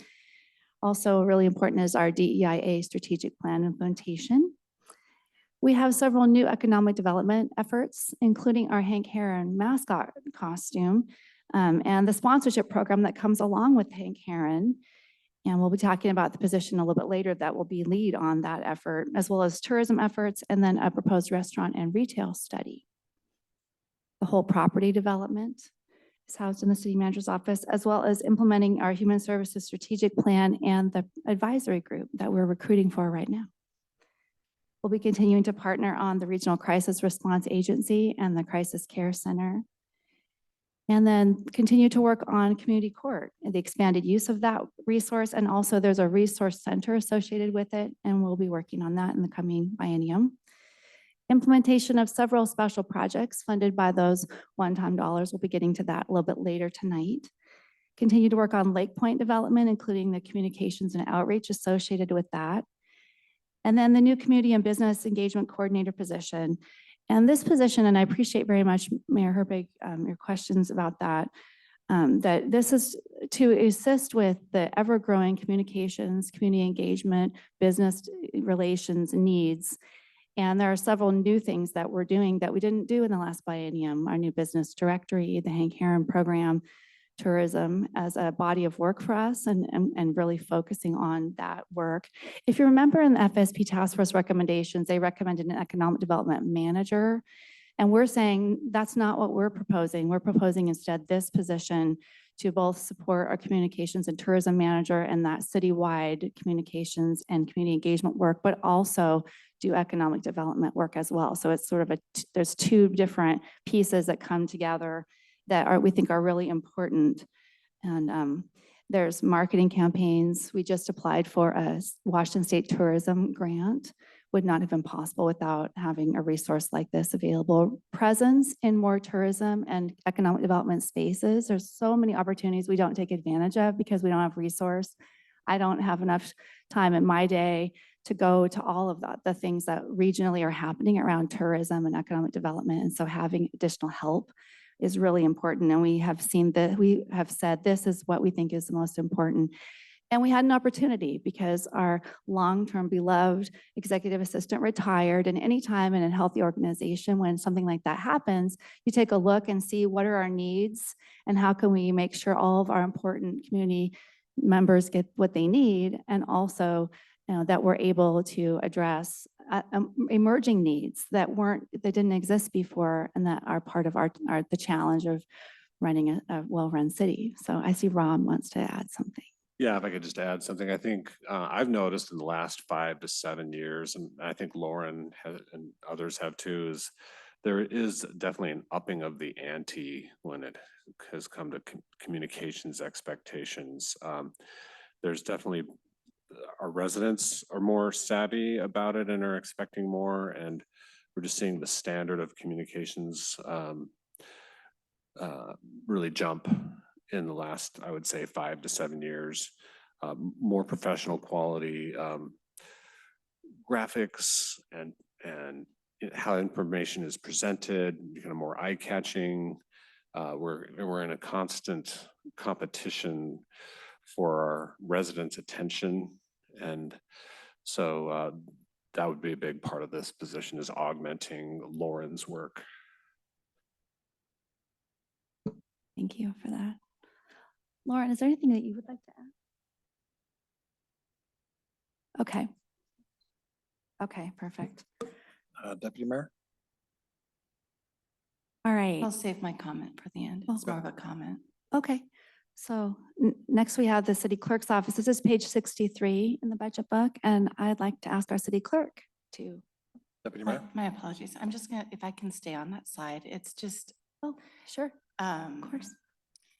And I'm probably an outlier with this expression, and I really admire the work that this team does. I think the most important thing with our community engagement is clear and accurate communication, welcoming communication, openness with our community. I think combat and misinformation and disinformation are really challenging words that we're hearing all throughout society that I have actual concern about. I think really creating an environment of speaking the truth and creating open doors for people to have a space to ask questions is really important. Who the arbiter of truth is, what disinformation is, it becomes to me dystopian and Orwellian when we use those terms, misinformation, disinformation, depending on who uses that language. So for us to be making sure that we're moving forward with this openness of communication, accuracy of communication, not, I think using the term misinformation and disinformation, that combat word isn't bringing us together as the intention of what you're saying is. So, or the so I just want to bring that up. I really appreciate this presentation. It's something that I have real concerns about, censorship and how we communicate in our world today. And that's where that comes from. So thank you. Yeah, thank you so much for that. All right, so the city clerk clerk office is part of the city manager's office. So I'll let Anastasia Warhol. Thank you. Different vantage point for me this evening. I'm in the hot seat. Little factoid, the hot seat was named after the invention of the electric chair. So how do I know? That's what I did my 4th grade research project on. Okay. Maybe Send you like this won't straight be off as to the school painful. counselor after you gave that presentation? Okay, so the clerk's office budget is fairly uncomplicated. The biggest exclusion for this budget compared to the last biennium is the removal of the human services per capita funding. And the biggest inclusion is, of course, the added FTE of the deputy city clerk. And if we could just pause there, what precipitated that change was not only the operational capacity issues that we were having, but really it was the council's wish to continue with the hybrid OPMA systems model. And to do that, we discovered that we need a clerk and a co-clerk to support those meetings. The other notable things about the budget are the expenses of election costs. And voter registration and voter pamphlet costs, those have increased. And depending on which elections the city wants to participate in, those costs will vary. And the final piece of the budget is, the final higher expenses of the budget would be the continued capital investment of your hybrid system, your audiovisual council chambers in the system. Other than that, it's fairly straightforward.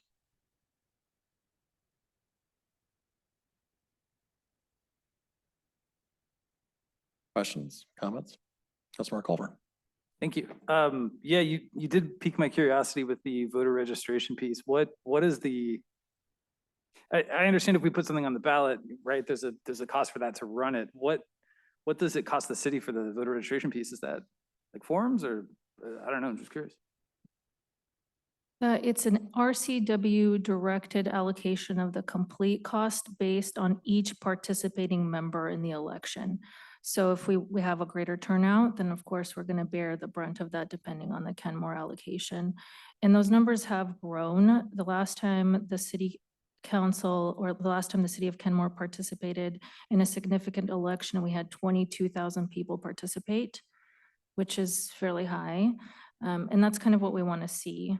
Then there's tangential administrative costs, printing costs, and things like that. But really, it depends on how many people participate in the election. Got you. Appreciate it. Thank you. Can I add to that, Your Honor? Of course. So this budget doesn't assume any like special ballot measure or anything. So I just want to make sure that that's clear. Also, this is an example of a cost we have no control over. So the county council sets the amount that the cities are going to share. And so they may be very ambitious in wanting to increase voter participation, and so they might add resources to that, and that's great. But they also pass our share of that cost on to us with no control from us whatsoever. And I would like to just make one other mention. My deputy clerk would say, this is a future us challenge. Right now, we have this great asset, the council chambers, the audiovisual and hybrid system layer that we added. And we've made a significant investment there that we have now effectively paid off. But the reality is that these kinds of assets, they deteriorate and depreciate. And so while it's not necessarily reflected in this biennium, in the following bienniums, biennia, is that the right English word? We're going to see continued costs of how to continue to maintain over 200 various pieces of equipment so that they function together and give us this amenity that we want.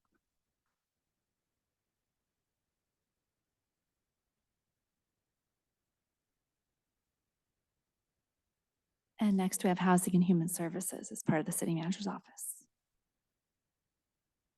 It's page 102. Good evening, Council.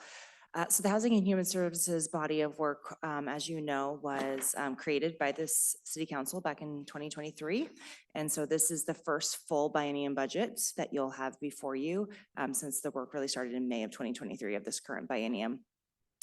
A few changes from what has in the numbers that you've seen. So of course, this includes many of the elements of the work that I'm currently doing, such as managing those human services grant programs that Anastasia just mentioned previously lived in the city clerk's cost center and now have been moved into the human services cost center.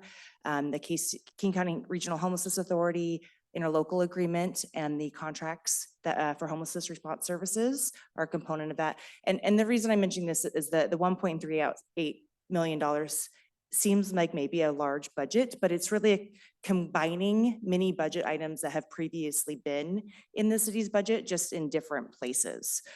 So those human services grants, the Key County Regional Homelessness Authority ILA grants, the ARCH funding, so the administrative costs and the Housing Trust Fund allocations that we provide to that regional resource, that is now a part of the Housing and Human Services budget.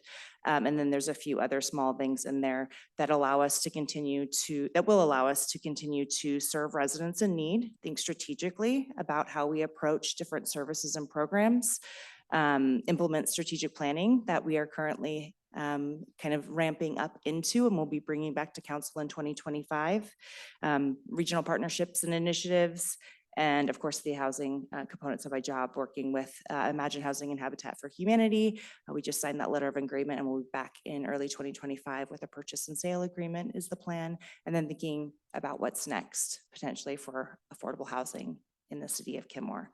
So those are the key components of the work and the budget for the next biennium. And I'm happy to answer any questions you might have. Questions? Councilmember Sharpnack.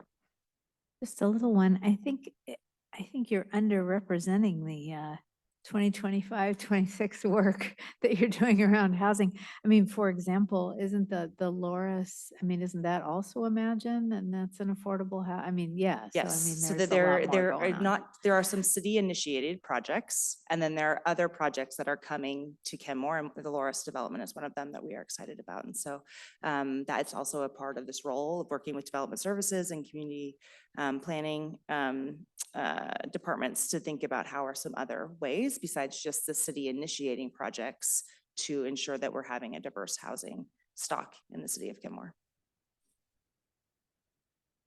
Any other questions? All right, thank you.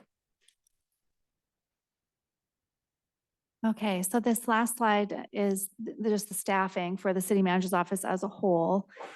And so you can see it's 9.95 FTEs. It's a little confusing because the assistant to the city manager and DEIA coordinator position, about a third of that position is paid for here. And then you'll see in the special projects slide, 0.67 of that position is paid for by special projects funds in the next biennium. So that's why that number isn't a round number.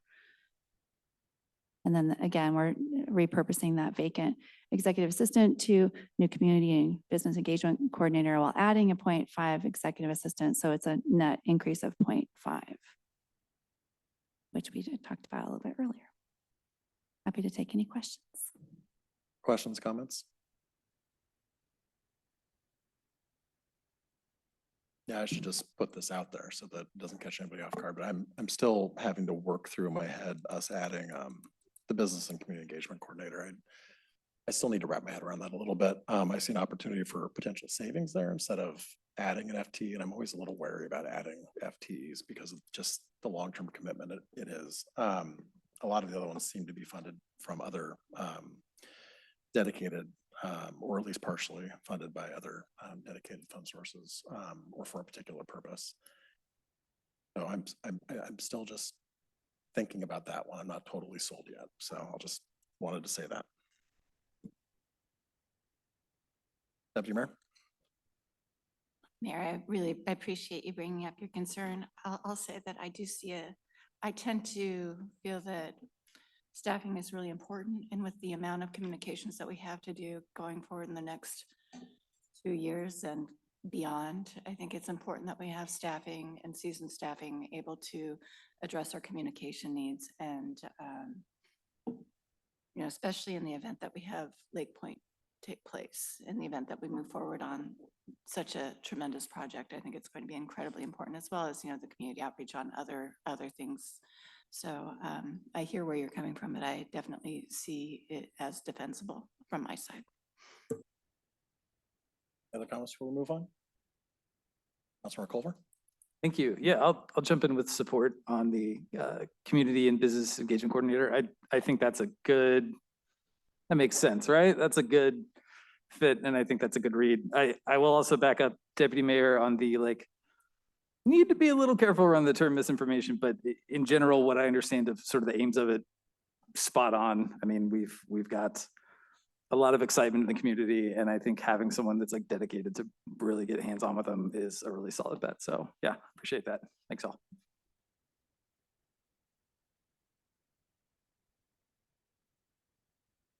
Counselor Sassen?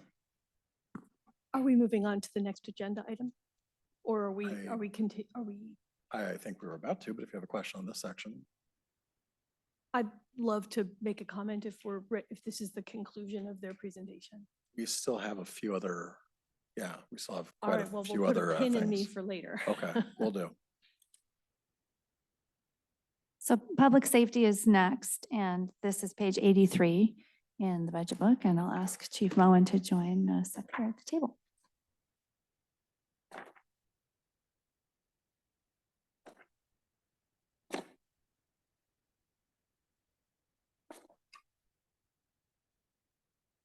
Good evening. The uniform gives it away, but I am the police chief, Brandon Moen. Public safety area certainly covers a lot of, as you can see in that top section, a lot of areas that aren't necessarily within my realm, but I'll just touch on them briefly. The largest cost continues to be the police services contract with the sheriff's office, which is the large chunk of the expenses in the public safety portion. Almost all of the public safety section is through contracts with various entities, including the sheriff's office. As you can see there, Racer, King County District Court for our court services, public defense, a prosecutor, and our jail services, again, all through contracts with each of those entities. As you can see in that bottom section, the largest one being our number of services we provide, the sheriff's office provides to the city of Kenmore through that contract.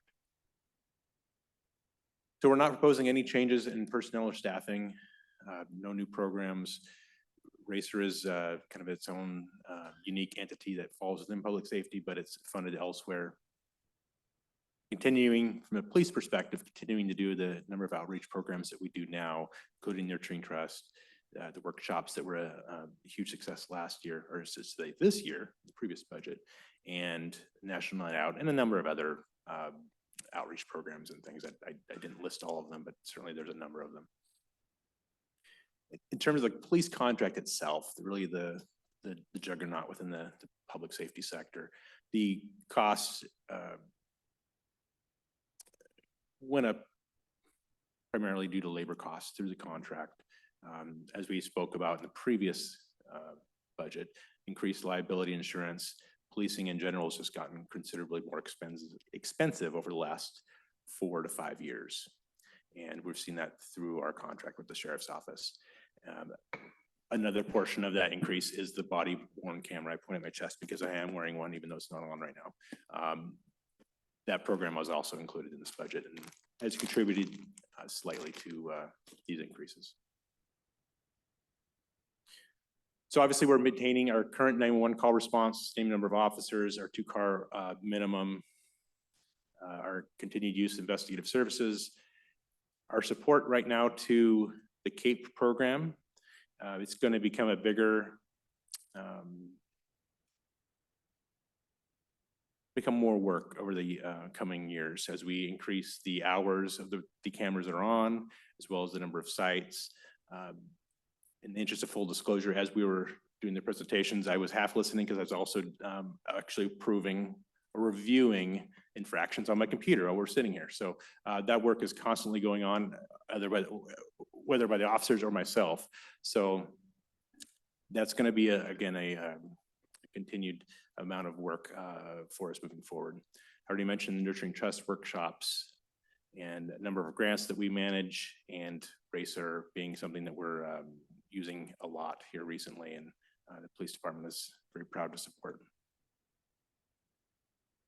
So again, our staffing remains the same, 14 FTEs if we're fully staffed, which right now we are not, but if fully staffed, it is those 14 FTEs that are dedicated solely to Kenmore.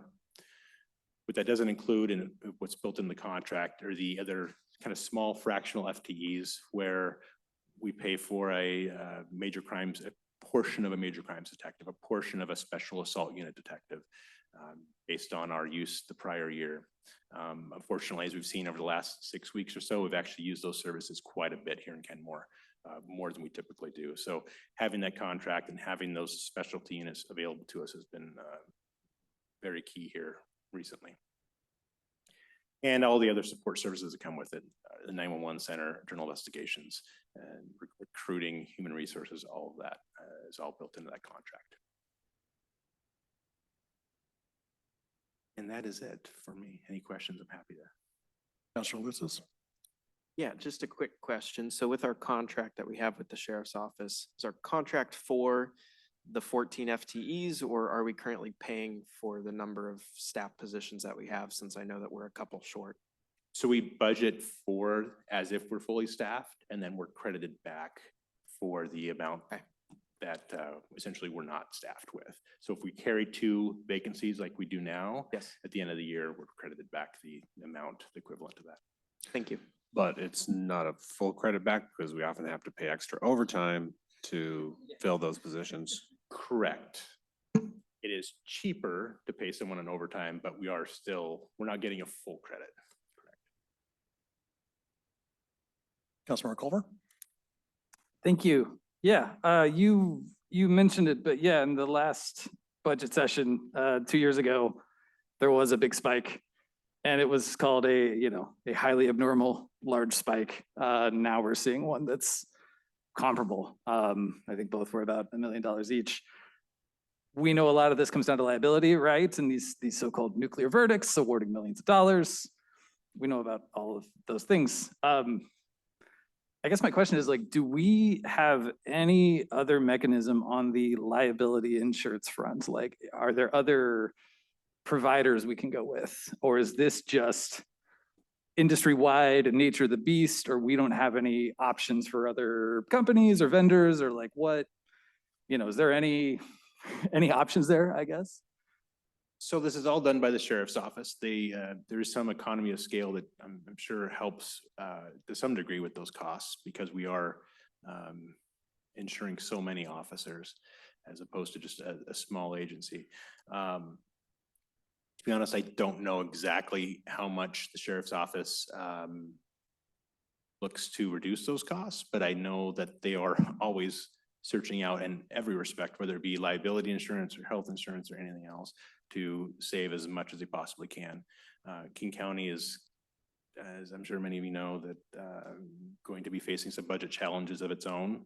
And so they're looking very closely at every line item that they possibly can to save money. And this is, I'm sure, one of them. Okay, 10-4, and we don't have any control or leverage or options in meantime. We'd have to hit them up, I guess. We do not pay specifically for, say, liability insurance. It's all built into the large contract amount that's all encompassing, I would say. Okay, 10-4, thank you. Any other comments or questions on the public safety portion? All right, thank you very much, Chief.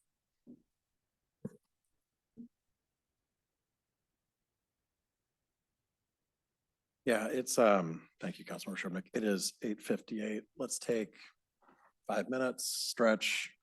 We'll be back here. Well, let's just say we'll be back here 9:05.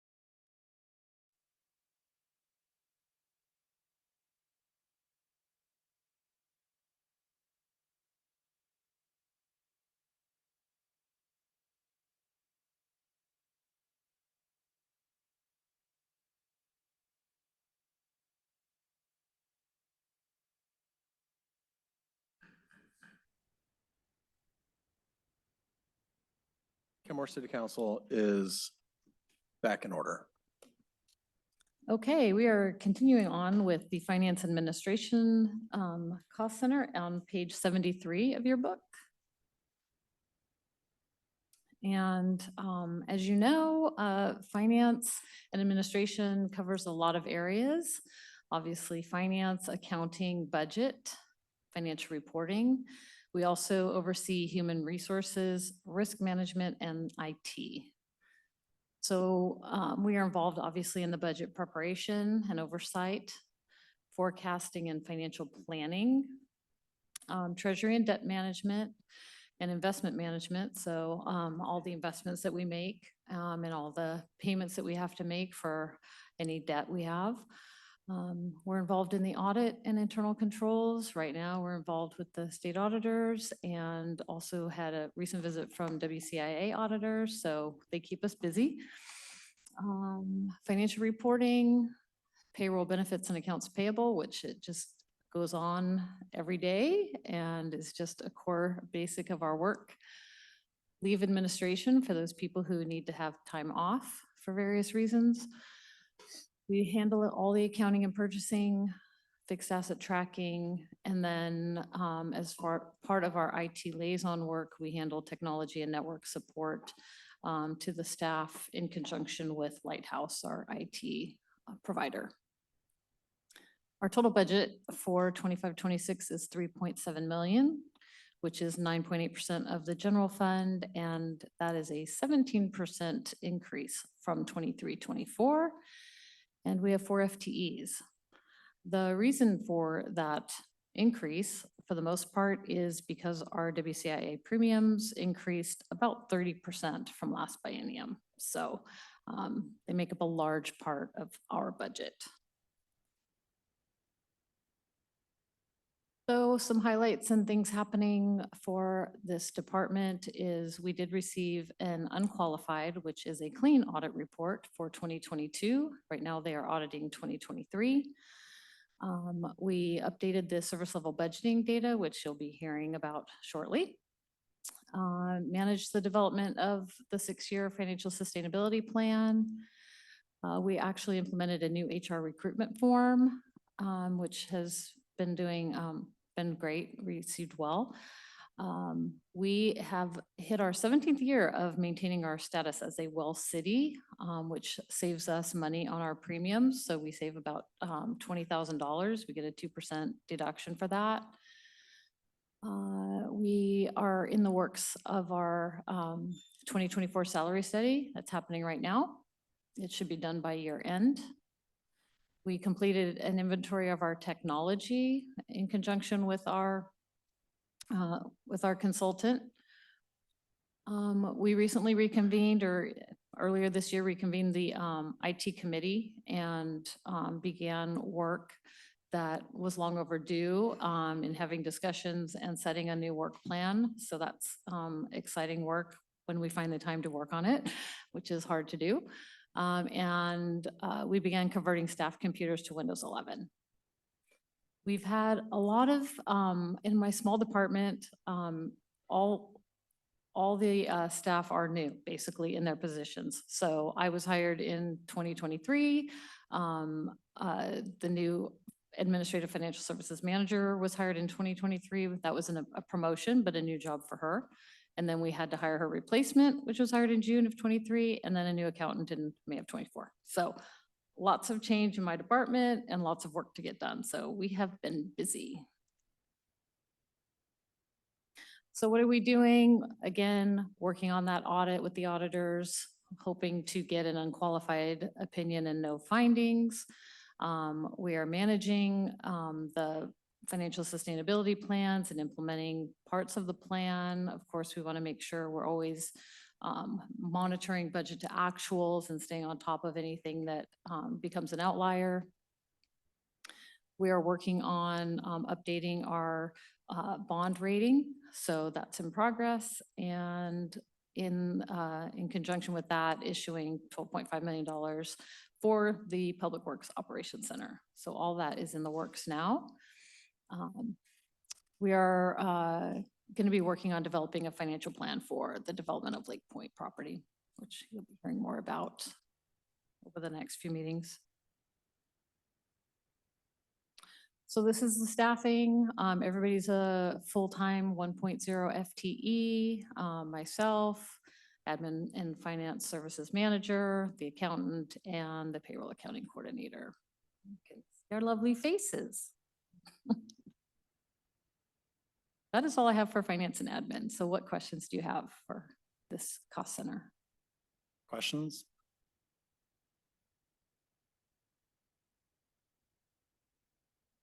Not seeing any. It's an exciting cost center. Councilmember Sherwood? City manager, was there something new on this or? That's a No, I was different gonna discussion? mention a little bit later, based on some feedback I got last week, I am gonna be proposing some additional staffing changes a little bit later in this budget, kind of late in the game. But it was all kind of coming up all last week based on this feedback that I was getting. So I will be having some kind of late in the game staffing changes that I'll be putting together in the coming weeks. Thank you. Anything else? All right. All right, next up, legal. So as you all are aware, city attorney services are provided to council and city administration. And it's provided through contract by Inslee Best, Dozie, and Ryder. Their services include guidance and support, advice on policy matters, attendance at council meetings, and we do get specialized legal counsel from other firms as needed. The 25-26 budget is 900,000. It's 2.4% of our budget, general fund budget, and there's a 28% increase from the last biennium and no FTEs because the work is provided through the contract. Any questions? Councilor Marshall? 900 grand, that includes expected all the other firms, right? That's not just Inslee Best. Right. Right. It is all of our legal. Yes. Yes, thank you for that. Although I believe there will be a separate budget, legal budget for Lake Point that'll be charged to the Lake Point Fund. Deputy Mayor and then Councilor Lutzis. I'm sorry if I missed this. And what was the route for the 28.6% increase over the last biennium? It's adjusting for what we've been paying this biennium, actually. So the budget was low in this current biennium, so we're adjusting for what our actual costs are. Okay, thank you. Councilor Lutzis. Yes, I know that in our capital improvement plan, there's 6-year, the CIP that we recently approved. There's also a line item that incorporated $100,000 in legal expenses, and that's not incorporated here, correct? Right, so that would Would be be an additional. charges, yeah, we'd be able to isolate out to Okay. those certain projects. Thank you. Councilor Culver? Just a brief +1 on the increasing the legal budgets. Doing groundbreaking stuff means also having to defend it. So yes. Any other comments or questions? All right, next up, human resources. As you know, we used to have a manager, human resources manager, which we no longer have, but we still have maintained this cost center and are charging the associated activities that would be included here, just to kind of keep track of it and, just kind of make sure that the model is appropriate as we're moving forward. So human resources obviously is responsible for all the talent acquisition, and that work is currently provided by the city clerk's office. So that's where the personnel reside, is city clerk's office. But certain charges obviously come through human resources like advertising and the costs of the software that we use. career development is done through the city clerk's office, so they have a training model that they've rolled out and are implementing for city staff. So those charges also fall under here. Any employee relations expenses, employee benefits and compensation charges relating to providers where we have to pay certain costs. On and off boarding would come out of here, and then workers' compensation is handled through human resource people who are supporting that. Of course, leave management and performance review oversight. All those things are handled by either city clerks or by my staff to make sure that employees are receiving all the services they need. But again, no personnel charges are charged here. The budget is only $172,000 because there's no staff. It's 0.5% of the budget. It's a big decrease from the prior year, again, because personnel costs have been taken out and no FTEs to this budget. I think I have another one. Okay, so highlights and changes. So originally, the work for DEIA for 23-24 was budgeted under human resources. That has since been moved for 25-26 and in essence has moved already. But for the purposes of budget and monies, this is where we're noting that that work was done because that's where it was originally assigned. So the adoption and implementation of the DEIA plan and the meetings happened, of course. As I mentioned, the clerks rolled out a mandatory training series. We continued our very successful wellness program with the ability to earn an extra floating holiday. And I didn't think of it, but I should have brought the percentage of people that actually earn that holiday because I know it's quite high. We have great participation, but you do have to participate in the program to earn that day off. So right now we're doing the walking challenge. So it's been a lot of fun actually. We also do employee appreciation events during the years. And we, as I mentioned, implemented a new recruitment form. We are doing the salary and equity study. So we've kind of expanded that salary study and also included some equity, an equity lens at what's happening here at the city. And then, as I mentioned, the DEIA work is moving to city manager's office through the budget and already has in actuality. One more slide.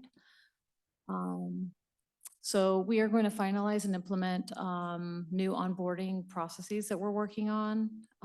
We will conduct an employee engagement survey and we will continue our training program. So those are the main highlights for 25-26. That's all for HR. Questions, comments?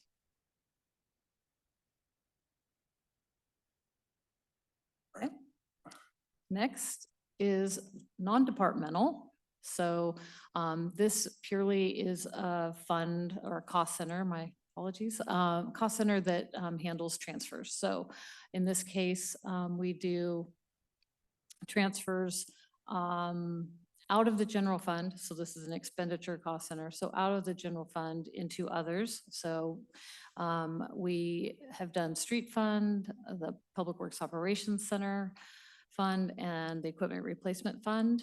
And for 25-26, the amount of those transfers will be $890,000. And it is proposed that in 2025, $650,000 will go to Lake Point, and then 120,000 for 25 and 26 will go to the equipment replacement fund. That's what makes up the 890. This is 2.3% of the general fund, and it is actually decreased from our 23-24 budget, no FTEs. Questions?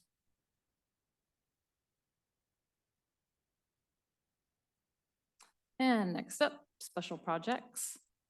Is Rob gonna speak to that? Okay. Rumor had it, Rob was gonna speak to this one. Yeah, this has been made, indirectly been made possible by the former American Rescue Act Rescue Plan Act funding. So there's about $2 million remaining. And We're proposing to spend it according to the pages on page 87 through 89. Our recommendation on how to spend that is based on several things. One was the community feedback we got when we did the outreach during the pandemic. And also what we heard from the community during the Love Where You Live engagement project. And then last but not least, and probably most importantly, is city council priorities for the next biennium. And so based on that, we created a recommended list of ways to spend the remaining $2 million in this next biennium. Like I said, you'll see that summarized on the next slide, but also in more detail on pages 87 through 89. On if you look at economic development there, that last line under economic development says other ED effort to be determined to boost local businesses. For example, Councilmember Shrubnik has expressed interest in us looking into something that was done in Wilhelmina, Oregon during the pandemic called Willabucks, where the city created Willabucks for people to spend at local businesses. We're going to look at the feasibility of that and look to see what that would look like as far as administering it and that sort of thing. But we do have something on as a placeholder for something like that.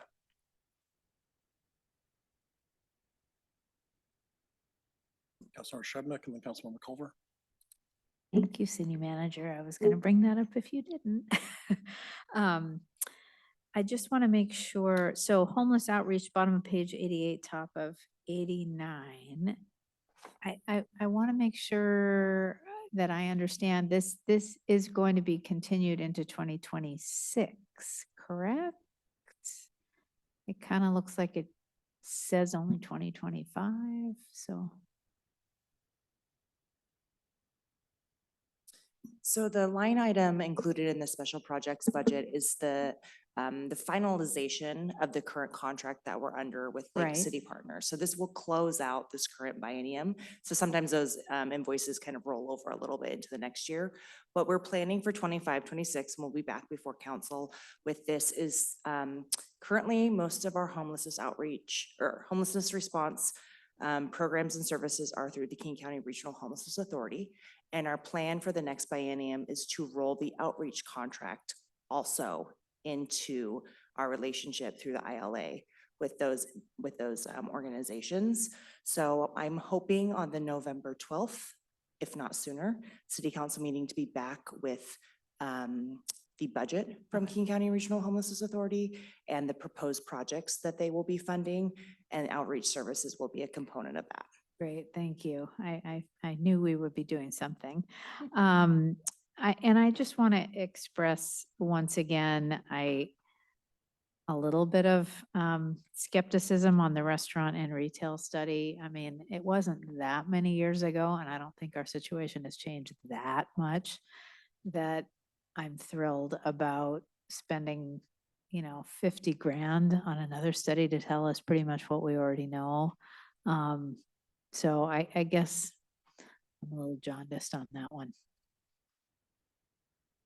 Councilmember Culver.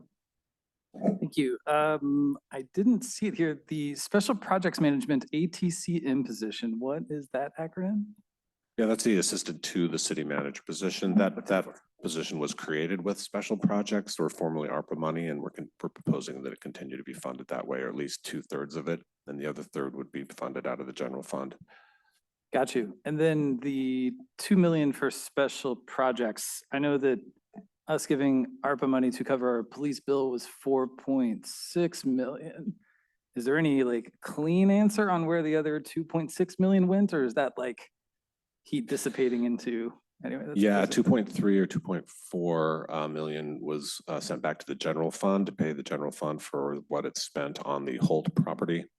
And that was covered in prior council discussions. And then also any difference is what we'll be spending between now and the end of this year. Okay, Tim 4. I'll just throw a +1 for the restaurant idea. We hear this a lot. It was in our whatever the acronym is on the surveys that we did, that was like number one thing is more places to eat. So +1 on that. That's all I got. Thank you. Any other comments? All right. So just to wrap it up.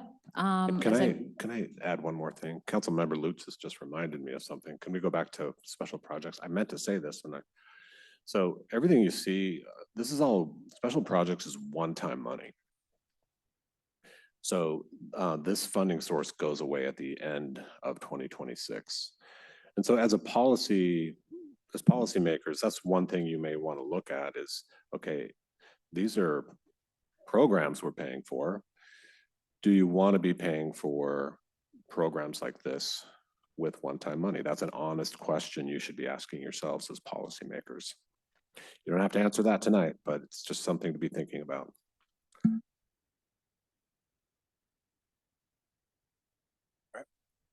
So next steps, we have tonight's presentation, and then on 10/21 and 10/28, we have several more budget presentations coming to you. And then for the adoption of the budget, we have a public hearing on November 12th, and then the final adoption and public hearing on the 25th. All I have. Any other questions? Nope, I think we're good. Thank you very much. Next on the agenda, City of Kenmore 2025 State Yes, Councilmember Sassen. Yes, of course.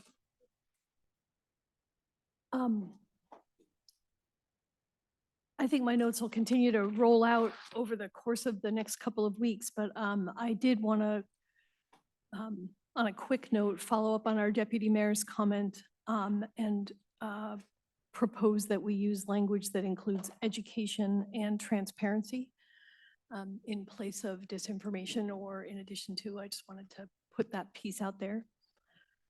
But primarily, my concern in making comments tonight is that I need to convey to the staff members who are here that you are among the finest people I've ever worked with. And I am so proud of you, and I hope that you're proud of yourselves. It is clear to me that you all wear multiple hats, and that if you only worked the hours of the FTE that we pay you for, the city wouldn't function. And so that is of concern to me, and I'm certain that it's of concern to the rest of the council. We have some advice from the Financial Sustainability Task Force that we need to take further action on. But again, your talent and dedication and resourcefulness are in full evidence to me, and I just want to not miss the opportunity to thank each and every one of you. I am inspired by you, and I am also concerned that we create a sustainable environment for you all to thrive. So, thank you. All right, thank you, Councilmember. All right. 2025 State Legislative Agenda presented by City Manager Rob Carlindsey and Gordon Thomas Honeywell State Lobbyist Shelley Helder for adoption. All right, yes, it's that time of year where we getting ready for and gearing up for the state legislative session that starts in January, and it's a long regular session where they prepare the full biennium budget. And so it's a big deal, and we want to make sure that we participate fully during the legislative session. And it looks like Shelley is with us. Hi, Shelley. This is your second city council meeting this evening. Am I correct? Yes, it is. Can you hear me okay? Yep, we can hear you fine. Yeah, take it away. Great. Okay. Well, I have a presentation I'm going to pull up here. Give me a confirmation that you can see that on your end. Yeah, we can see it. Great. Okay. So, yes, so we are preparing for the upcoming legislative session.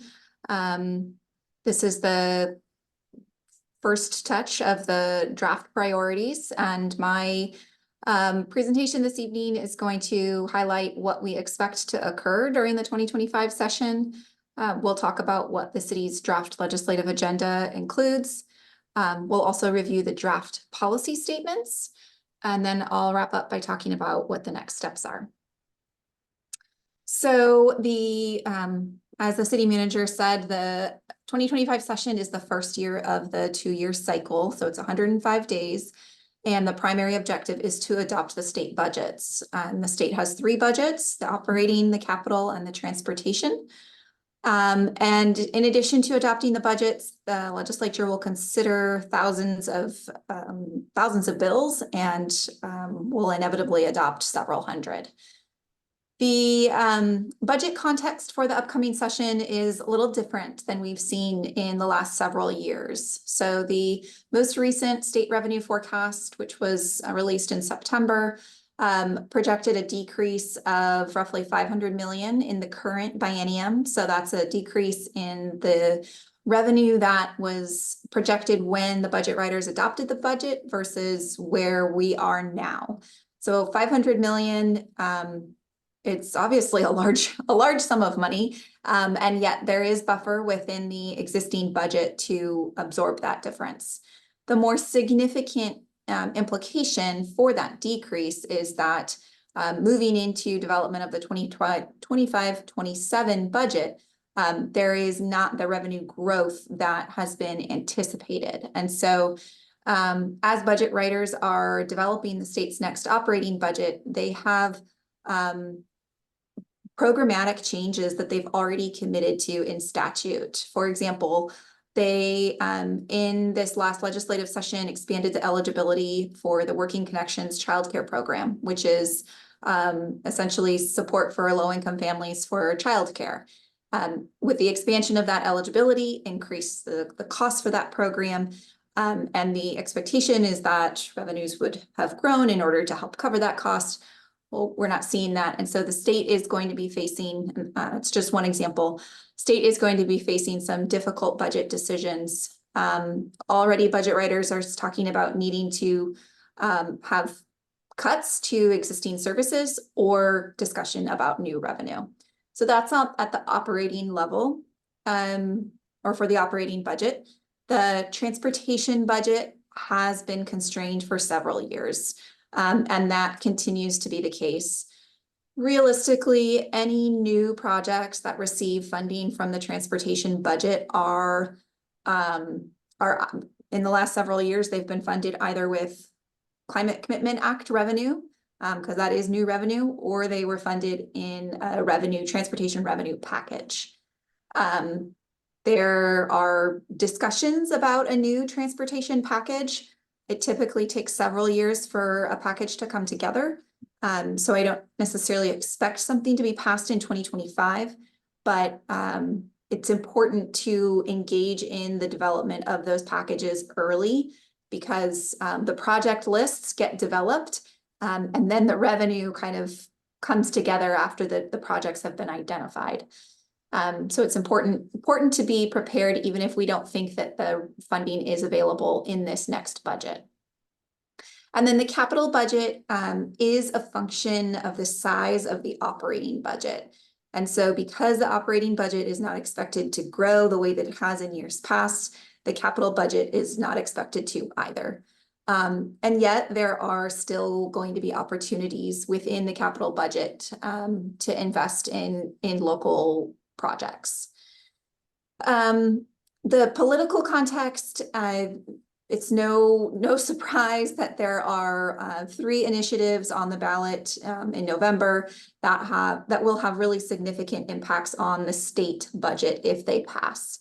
And so that's yet to be determined how much of a budget shortfall there will be in both the operating and the transportation budgets. There is not expected to be a shift in the majorities in the legislature. In fact, I think there's possibility that the Democrat majorities in both chambers may increase and perhaps reach a supermajority, which is noteworthy because a supermajority is what is needed for the state to incur debt. And incurring debt is what is needed in order to adopt a capital budget and most often a transportation budget as well. And so those have historically been bipartisan budgets because you need a supermajority in order to pass them. So we'll see how budget development comes together, given what the majorities look like after the November election. After the election, in preparation for a new biennium, there's also what's called the Committee on Committees, and they develop not only the new committee assignments for members, so like what committees members serve on, but also the jurisdiction of those committees. And so we historically see a lot of carryover. So we'll still have a transportation budget and or transportation committee and a finance committee. But there may be some of the other issues that get lumped into different groupings of committees. And that's significant because that determines what policies end up then being considered and advanced based on what committees they make it into, and then who the chairs or ranking members are of those committees. So there's a lot of change expected for the 2025 session, and also opportunity. So this is just a quick overview of the city's legislative documents. City has 2 documents that we developed to engage in state legislative process. The first is our legislative agenda. It has our top priorities for the legislative session. These are requests that are have specific benefit to the city and help us focus city resources, both staff time and legislator time, on the areas that will have the most benefit to the city. The policy statements document is a little bit more of a reference document, and it's intended to provide a statement on what the city's position is on a number of issues that may or may not come up during a legislative session. And it helps us to have timely engagement in issues that do arise. So these are the draft priorities for the 2025 session. The first priority is Lake Point. And this would be a $650,000 capital budget request. This is a little bit of a non-traditional capital budget request in that we are asking the state for support in completing the due diligence for the acquisition of the Lake Point property. I do want to note that the due diligence work is an eligible expenditure within the state for capital projects, only if the property is purchased. So let's say, for example, that the due diligence is completed, the city is awarded $650,000 through the state budget cycle, and then it's determined actually that the property should not be purchased, or the property then is not purchased. The city would not be eligible to submit for reimbursement for the expenses related to the property if the property ends up not being purchased. So that is there's a little bit of a risk associated with advancing a capital budget request related to Lake Point, because the property purchase has to go through in order for that reimbursement to actually come to the city. All funding that is awarded to the city through the budgets is always on a reimbursement basis. So that's not a change. It's just a matter of the timing. The next draft priority is. Can I jump in and say something? Yes. So one other thing about this request is it may be less attractive to our legislators because it's land we don't own yet. And so they may not want to, appropriate money for something that is not a sure thing. So that's also something that might not be as well received in this ask. Yeah, that's a great point. Thanks for noting that. I think just to put a finer point on that, I mean, legislators want to ensure that they're bringing projects back to their district that will benefit the district. And so they would use their political capital to secure funding for Lake Point, and then it may not result in the project moving forward. And so not only would the city have to give the money back, but then legislators wouldn't get the kind of win for the district. And so you may be asking, well, then why do we have this on this list if it has those strikes against it? The strategy here is to get it on our legislators' radar earlier now, because we will be coming in future biennia for much larger asks later on Lake Point. And so even if we get a no on this, it sets the stage and gets the conversation going for them to say yes to future asks and larger asks. Yep. So the next draft priority is a series of pedestrian and bicycle projects within the city. And you can see in the draft document in your packet, there are 5 different projects that we've listed. I want to just briefly comment on a few of them. The first is the 61st Avenue sidewalk project. And as you all recall, this is something that we have advocated for many years. Within the Move Ahead Washington package, $3.5 million was allocated to the city for this project. The way that the Move Ahead package was developed is they did not specify what year projects would be funded. And so when the funding for this project was put into the future bucket with no specific date, we asked that it be included in the 23-25 transportation budget. That was our request last year. The budget writers inadvertently removed the funding from the budget altogether. They have acknowledged that that was not their intent and that they do plan to restore the funding, but because it was allocated in the future, there's not necessarily any indication that they would restore it in the 25-27 biennium. So our request is not simply that the funding be restored, because that's somewhat of a given. It's that it be restored and put in the 25-27 budget so that the project can advance. The other projects that we have listed here, a $750,000 request for 80th Avenue. And this is essentially to close the funding gap on that project. Creates buffered bike lanes and enhanced crossings on both sides of the street, which would connect SR 522. The Burt Gilman Trail and the 522 accessibility. This is a project that would basically add on to the existing project that's happening in that area, and it would make the access to the Burt Gilman Trail from 522 and the bus stop there ADA accessible and just more user-friendly in general, because right now it is a really steep grade in order to access the trail. And then both Arrowhead Drive and Northeast 181st are of a funding gap of $500,000 each. The idea behind this list of projects is not so much that we expect the legislature to fund all of them. I think in an ideal world, yeah, that's what we would want. And so we want them to know the projects that the city is prioritizing and bringing forward.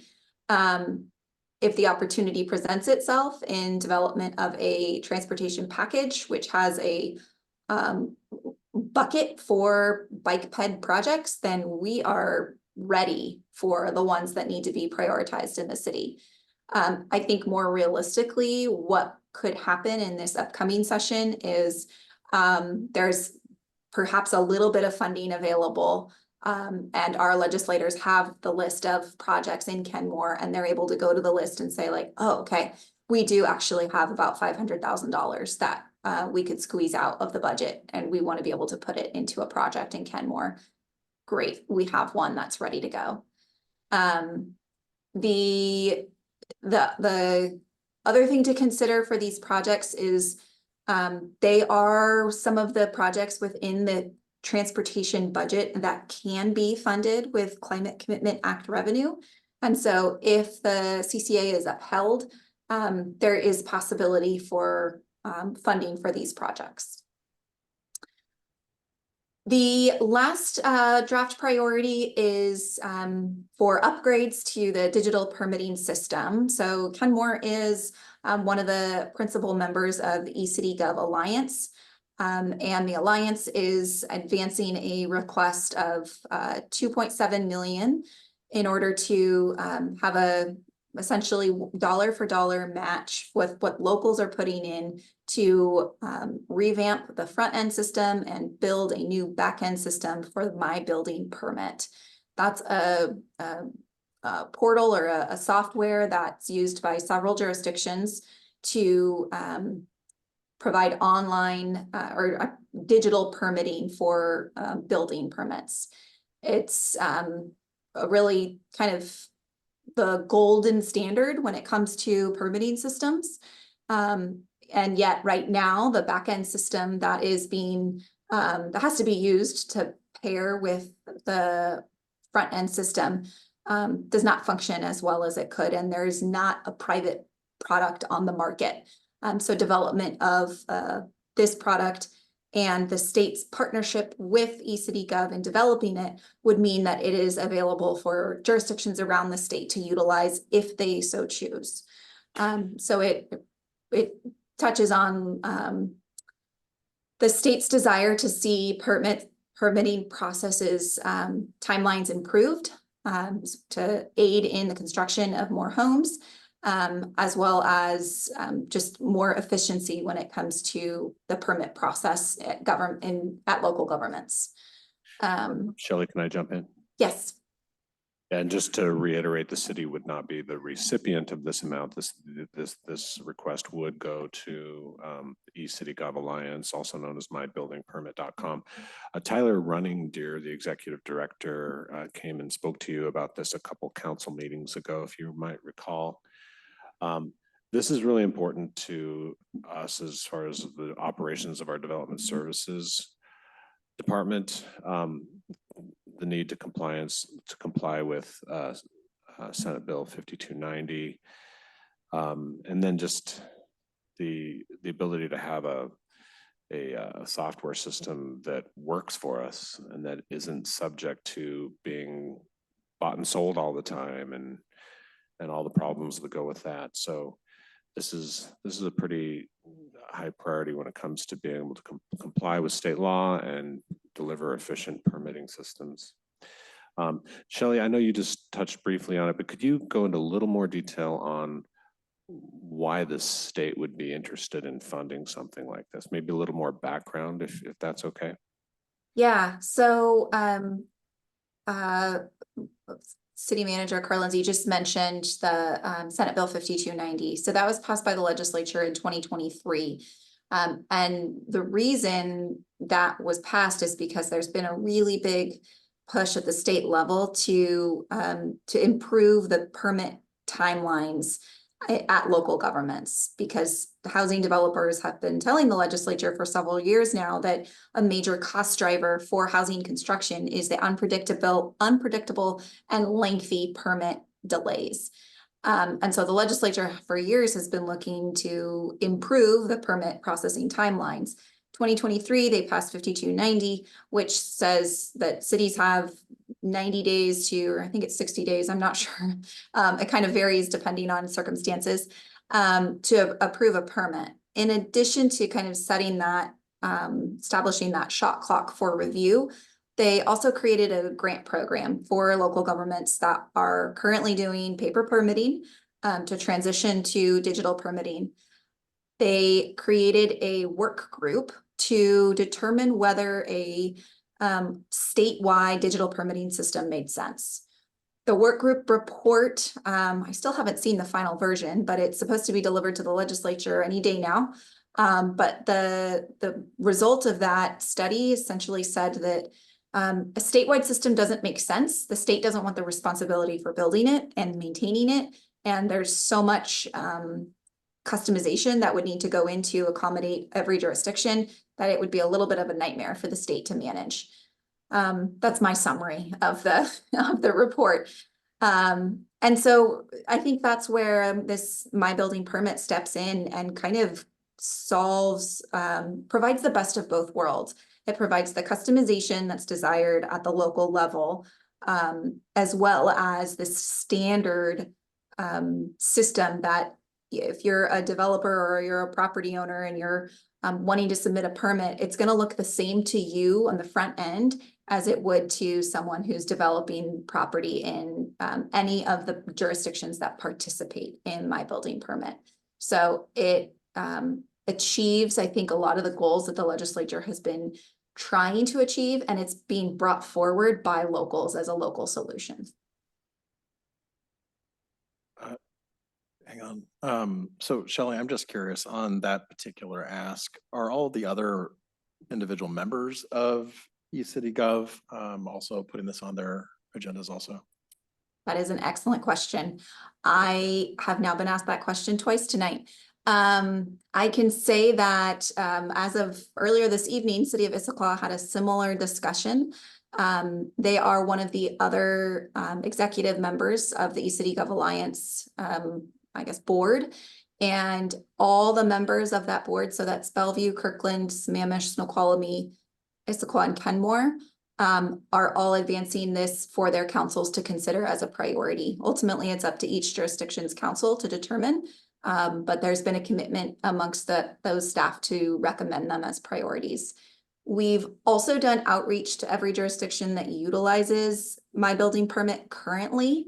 So even if they're not involved in the governance of the eCity Gov Alliance, they would benefit from the state's investment because they would have access then to a new system. And there is some cost savings to jurisdictions if the state chips in for the development of the software. So the jurisdictions that are utilizing my building permit right now have been, their government relations teams have been briefed on this information. And it'll ultimately be up to their councils as to whether they make it a priority item. At a minimum, we are asking for folks to make it something that's included in the equivalent of their policy statements, so that we can show that there is a really broad coalition of jurisdictions bringing this forward. I will say the bulk of the jurisdictions that use my building permit are in King County. But it is expanding. I know Clark County is one of the jurisdictions that's really eager and supportive of this new upgrade. I believe Snohomish County is also a client, and I believe King County is a client for its unincorporated permitting. And King County, has a pretty robust lobbying shop, so it might be good to make sure that we, touch base with Joe McDermott over there and make sure this is on their radar also, because I know for a fact that King County is very concerned about meeting the requirements of the permitting bill also, so. Yes, yeah, we've been in touch with King County. They are, their staff is trying to get this as one of the county's priorities, but they're not optimistic about that at this point. But they are committed to getting it within the county's legislative documents somewhere so that they can engage and be supportive. Great. Councilmember Culver? Thank you. I think we're arriving at a similar place. I just wondered where other big, 800-pound gorilla cities are at. The Seattle's, Tacoma, Everett. Do they use my building permits? Are they on board with this? I know eGov is very east side centric. What has the west side had to say? That's a good question. I'm not sure I don't think Seattle, Everett, or Tacoma are current subscribers to my building permit. I'm not sure what they use. Gotcha. Okay, thank you.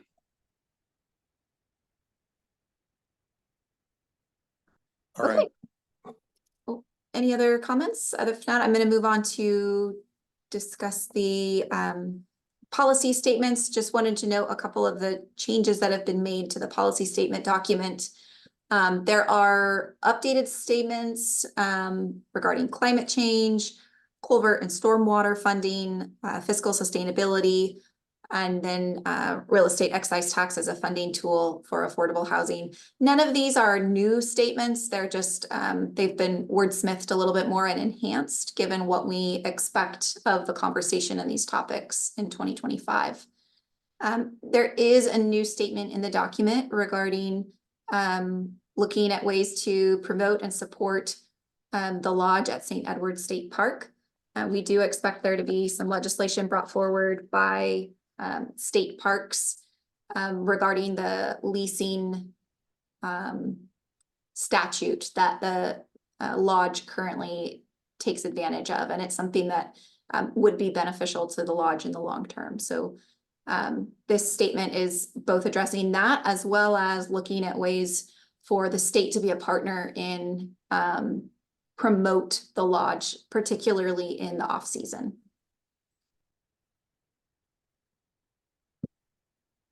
Okay, so next steps on the city's side of things, the next step would be for council to approve the legislative agenda and the policy statements document. Following that, when there is approval, we want to meet with our delegation and talk to them about the city's priorities, make sure that their questions and maybe any concerns are addressed. And then depending on who the committee chairs are, we would do outreach to other legislators as it makes sense. On the state side of things, of course, the November election is coming up. Following the election, there will be the House and Senate Committee on Committees, which I alluded to earlier. That will be really telling of then which legislators we want to really focus our engagement with. In December, the week of the 9th through the 13th, the legislature will be in Olympia for committee days. And I like to describe committee days like the informal beginning to the legislative session. We're kind of like back to school night for the legislature. It's like a practice run. But it's an important time to both meet with new incoming legislators and kind of get a jump start on your priorities for the upcoming session, which will then start on January 13th. And that is everything that I had. All right, so we have, let's start off with any questions we have for Shelley, and then we can get to talking about any issues or changes that we want in those documents. Yeah, Councilmember Sassen. Hey, Shelley, it's good to see you. My question is this, it's based on, we're having budget conversations here, as many cities are, and of concern today in my mind is that our police chief, is presenting his budget, and we cannot be alone in that. Really, among our largest budget items is liability coverage for law enforcement, which is increasing exponentially.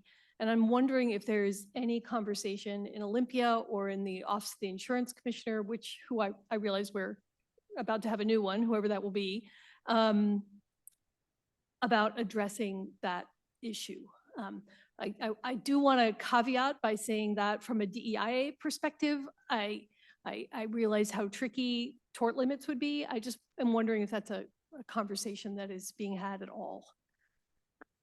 Yeah, that's a great question. I think the short answer is yes, the conversation is being had. I think to my understanding, the conversation is this is a problem, not just for cities or counties, but also I've heard more recently that it's liability insurance is a huge cost driver for school districts as well. And so I think there's acknowledgement that it's a problem, and there's recognition that the solution is not increasing funding. There needs to be something to limit the liability exposure. I was just talking to a legislator about this recently, and she was saying, yeah, something needs to be done, but I don't know that there's anyone in the legislature that's the underwriter or insurance risk expert. So at this point, I don't know of anyone that is taking the lead on developing solutions. But it's widely understood that this is a challenge. I'd like us to keep our eye on that. Any other questions for Shelley, Councilmember Culver? Thank you. I wondered how the conversation had advanced around 2474. In particular, I know that, or I saw recently, I don't know, a week or two ago, that Commerce was beginning to roll out kind of the mechanics of this to say, we're gonna offer this to cities if you want some mitigation on site requirements and there being like a conflict there that they, they're sort of offering it. And I'm assuming, the intent of the bill is to give more teeth to that. So I just wondered, has that conversation evolved any in the last month or so? I remember, I think you had a brief email about it with Rep. Peterson, and just wondered if there was any evolution there. Yes, yeah. Actually, after I saw that announcement from Department of Commerce about the dispute resolution services, reached out to Representative Peterson and asked if he would still be planning to introduce kind of the concept behind his 2474 bill from last year. And he shared that, yes, he is still planning to introduce something. He did not share any more details than that, but said that he did plan to provide that draft out to cities via the Association of Washington Cities for feedback. So I do expect to see something. For everybody's benefit, can we just recap what 2474 is? So 2474, I think in the simplest way to say it would have been preemption of cities' ability to determine where permanent supportive housing can be located. And that's very simplistic. Councilor Shrubnik and then Councilor Marshall. And I just want to underscore, I think, the very nicely worded final policy statement, which I was going to raise, but I see that it's already there. The city supports state establishing housing goals and allowing local jurisdictions discretion in accomplishing those goals through zoning and land use decisions. So in other words, stay out of the micromanaging. Councilor Marshall. No, I'm withdrawing mine, actually. Thank you. Councilmember Culver. Thank you. I saw that statement. I guess in some ways I feel it's a bit in conflict with state law, which says that we, in some ways, don't have that discretion. In some ways, we can't prohibit it. Some of this is really finer nuance of language around what does discretion mean. But I don't know. I would have lobbied for us to have a more welcoming statement. I mean, I've got somewhere in here, we've got a letter from Claudia Balducci saying, it would be great to see Kenmore fully declare its intent to plan for and accommodate all types of housing as a state law. So I wouldn't mind seeing a revision on that. I don't have my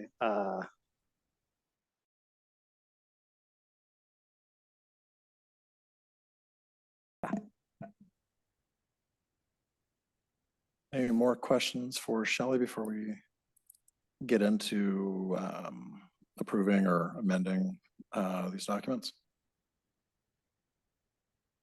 Okay.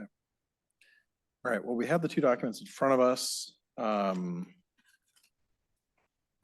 would propose that we first move to approve the state legislative agenda, and then we can open that up to, once we have a motion in front of us, we can open that up for any discussion and or amendments. And then we'll do the same for the policy statements unless there's any objections. So I would entertain a motion to approve the 2025 state legislative agenda. So moved. Second. All right, we have a motion, a second. Discussion on the draft agenda in front of us. Councilmember Culver. I will be voting no because I think we need more time to decide whether or not we're actually doing Lake Point. This feels, again, a little cart before the horse. I think we need to start there. But otherwise, y'all do you. Any further discussion? Okay. Seeing none, would the clerk please take the roll? On the motion to approve the proposed City of Kenmore 2025 state legislative agenda, Councilmember Lutsis. Yes. Councilmember Sassen. Yes. Councilmember Shrubnik. Yes. Councilmember Culver. No. Councilmember Marshall. Yes. Deputy Mayor O'Kane. Yes. Mayor Herbig. Yes. The legislative agenda is approved, 6-1. Next, I would entertain a motion to approve our 2025 policy statements. So moved. Second. Motion a second. Any discussion on the policy statements? Councilor Lutzis? I don't know. I feel like there are different things throughout that could be cleaned up a little bit more, maybe simplified or condensed. I think a couple of things that stood out to me where it felt like the section on the 1% property tax cap. And then I think later on, there was also another section that talked about addressing Washington's regressive tax system. And I don't know, maybe to me, it felt like it made more sense to maybe combine those two sections and just have a tax section. And then I think throughout, I'm looking through and making my notes, there may be other places to sort of simplify, condense, or update some of these positions. Councilmember Culver? Thank you. I would move to remove the zoning and land use statement. I would kindly ask for a second.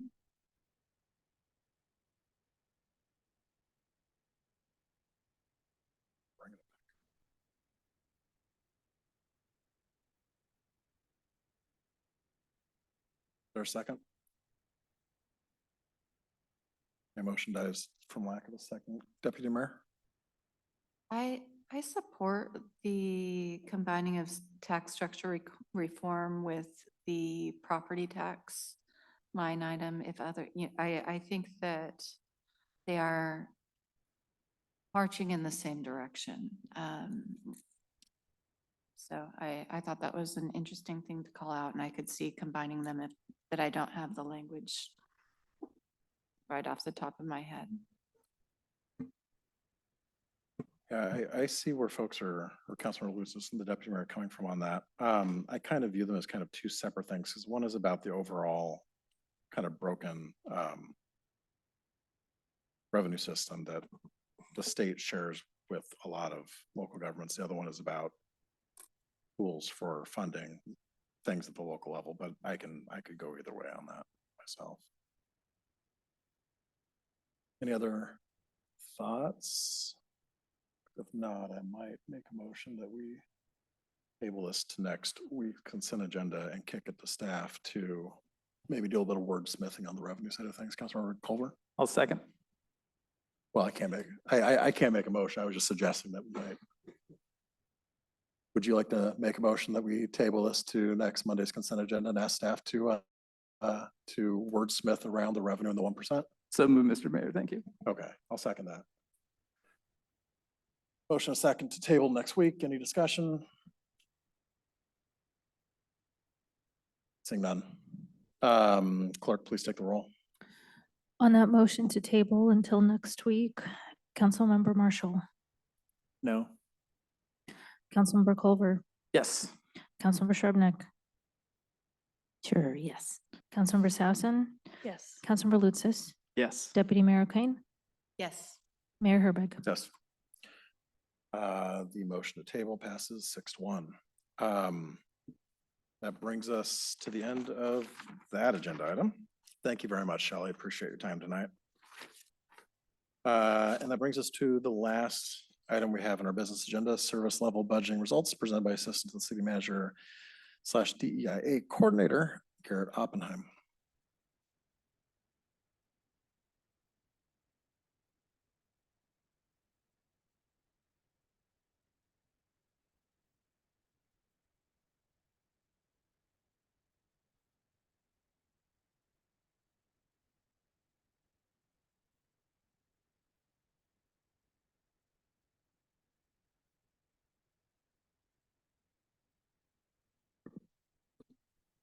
Good evening. I am here tonight to give an overview of the service level budgeting method that we have used to put together the budget that has been presented in part to you all tonight. For some of you, this will be a refresher. It's the second time we've used it, and for others, this might be new, but here we go. So service level budgeting is a bespoke method that was devised a couple of years ago here by the staff. Some alternative budgeting methods that are used elsewhere are listed on this slide. We have things like priority-based budgeting, zero-based budgeting, target-based budgeting. You might be familiar with some of these. They have drawbacks though, and I'm going to focus on the top two, priority-based budgeting and zero-based budgeting. In priority-based budgeting, you look at it, you evaluate programs as though they're all discretionary. That doesn't really work for us because they're not all discretionary. A lot of the programs that we have are either mandated by state or federal law, or they are essential to maintain public safety and order. In terms of zero-based budgeting, that one doesn't really work well for us either because it tries to start out with a brand new budget every year, as though any program could be eliminated. That's clearly not the case here for the same reasons that I just mentioned. Some of the programs that we have are mandated, others are just absolutely necessary. So as I was saying, so programs and services, they're not all created equal. Some of them are mandatory, some of them are things that the city has to do, others are discretionary, things that the city has a choice in where the city might not be the only provider. So we categorize our programs in 3 levels. We have core, basic, and enhanced. And you can imagine a target, a bullseye, like you see on the left of this slide, where the core programs are in the middle, the basic are the circle around that, and the enhanced are on the outside. So the core programs are services that are essential to public order and maintaining life safety, or they are required by state or federal law. Some examples of these are road maintenance, police, the city council, the courts. These are all things that the city has to do. If the city provides them at a level beyond that which is required, it can be a basic program. Basic programs are the next circle out. They are not required, but they are so inherent to what a city does that it would be difficult not to do it. So things here are like public parks, the maintenance there, enforcing nuisance code, administrative functions, having reception at the front desk here in City Hall. So these can be provided at a pretty simple level. If they go beyond that, then they're enhanced programs. Enhanced programs provide a added quality of life for our residents and people visiting the city. They are pretty discretionary and they're not assumed to be an inherent function of a city. We may be adding on to what other providers do for our residents. Some examples here are things like recreation programs, the farmers market, affordable housing, and human services funding. So here on this slide, you can see the steps that go into service level budgeting process. I'll just read them for you. The first step is to identify our main programs. Next, we categorize programs as core, basic, or enhanced. Third is to assign costs, including staff time and the revenue sources for those programs. Then we score the programs, make budget recommendations, and build the budget and present it to city council and the community. So this is what we've been doing over the last few months here as a staff. Just dive a little deeper into each of these steps. First is program identification. So here we look at the things that each department does and we break those out into programs. I'll just give you a couple examples. So in the finance department, they have 3 different programs. They have financial services, IT, and risk management. In public works operations, they have parks, facilities, street maintenance, events, volunteers, and recreation. So that just gives a little meat on the bone. So it's not quite as theoretical when you just hear that we identify our programs. The idea is to be broad enough that multiple things fall into these categories and not so granular that if we looked at the police, it wouldn't just be booking suspects. It has to be an actual program. So then we go to categorize them. So this is where we decide if they're core, basic, or enhanced. So we have this flow chart that we use. We first of all ask if the program is at the minimum level to comply with state and federal law or necessary to maintain public order. If the answer is yes, it's a core program. If the answer is no and it goes beyond legal requirements, we ask if the program is a function inherent to being a city. The answer is yes, it's basic. And then if the answer is no, if it's a discretionary program or one that might be provided by another entity, it's an enhanced program. Next, we assign costs. And so you can see here, this is an example, this isn't a real program, but we can have costs assigned in the core category, the core column, the basic column, and the enhanced column. And any program can have them in across all the levels. When it comes to scoring the programs, we have a committee that includes one employee from each of the different departments. We only score the enhanced programs. And the reason for that is that core programs are not discretionary, so we can't cut them. So they're not subject to the scoring. Basic programs all automatically receive a 7. It's a 1 to 7 scale. So those don't need scoring. So we score the enhanced programs based on how well they advance 3 things. City Council's priorities, the 20-year vision statement in the comp plan, and the service vision and values found in the employee customer handbook. After they've been scored, the city manager and the finance director work together to recommend which programs to include in the preliminary budget and at what service levels. If there weren't sufficient resources to fund all the programs, the city council and staff would evaluate whether lower scoring programs could be reduced, eliminated, or made more efficient or provided by another entity. I don't believe that was the case this year, and all programs were fit in. Next, build the budget and present it to the council and the community, which has been happening now. I apologize on this graph, there is an error. Those percentages are incorrect, but this is the budget by service level. So you can see that the core programs, I know it says 69%, it's actually about 49%. About $17 million of the 35 million here. And this is including both surface water management and capital in the budget. So this isn't all just general fund. I'll get to that one in just a second. But you can see the basic programs take up the second largest percentage there, about 13 million of the 35, and the enhanced take up a small portion, only 5.7 million. If we subtract out the surface water and the capital expenditures, you can see and the percentages are correct on this one. The core does take up about 69% of the budget. It's 14 million of about $20 million here. The basic takes up 12%, 10 million of that, which was on the previous graph, comes from surface water management things. And then the enhanced is about 1/5 or $4 million. We've broken the enhanced programs up into quartiles. And on this chart, you can see in the front, the blue bars tell us how much it would cost for just the ongoing programs. And then the orange bars in the back add on the proposed programs, and the largest of those in the second quartile is the Lake Point development. So that's all I have for you guys, but I am happy to answer any questions that you might have about this. Questions? Councilor Sassen. Hey, thanks. Could you talk me through how affordable housing is in the enhanced category, given both Washington legislation and council priority? I believe that all housing and human services is listed as enhanced. I think the reason for that is that, actually, I didn't do the categorization, so I might have to defer to others, but I think it's just that it's not mandated that we actually are in the business of doing affordable housing. And it's not something that's just inherent to what cities do. So I think that's why it's neither core nor basic. I accept your answer, and I don't accept the reality. So I just, so I just want to go on the record as saying, were it up to me, it would be core. That's all.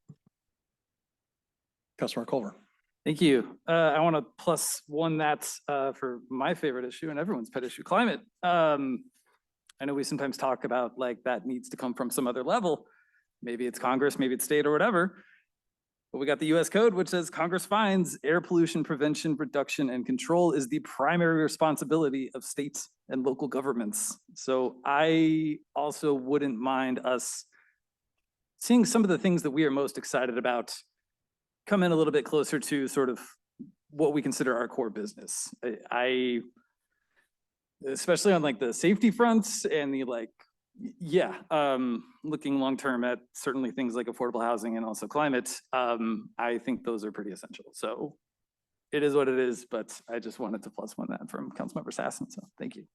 Councilor Shevnik. Yeah, I mean, those are absolutely our priorities for what we do with the money that is discretionary. I mean, core in our definition, as you so well put, is a bespoke methodology. We created it. And core refers to things that we are literally mandated to provide, correct? Yeah. Correct, yes. Okay, and then basic are things that are core functions of cities in general. I mean, I shouldn't use that word. Considered traditional I city think they're things that you functions. expect from a city, like to Yeah. have parks and take care of them. So, Yes. yeah, but other than that, I mean, yes, we have made climate and environmental action and housing, affordable housing in particular, our top priorities for what we do with the money that we have control over. Any other questions, comments? All right, well, I appreciate the presentation and all the work that went into it, because I know that can't imagine the amount of staff work that went into doing all of the prioritization and all of that. So thank you very much. Brings us to staff report, DEIA event update, Dia de los Muertos by Assistant to the City Manager, DEIA Coordinator, Garrett Oppenheim.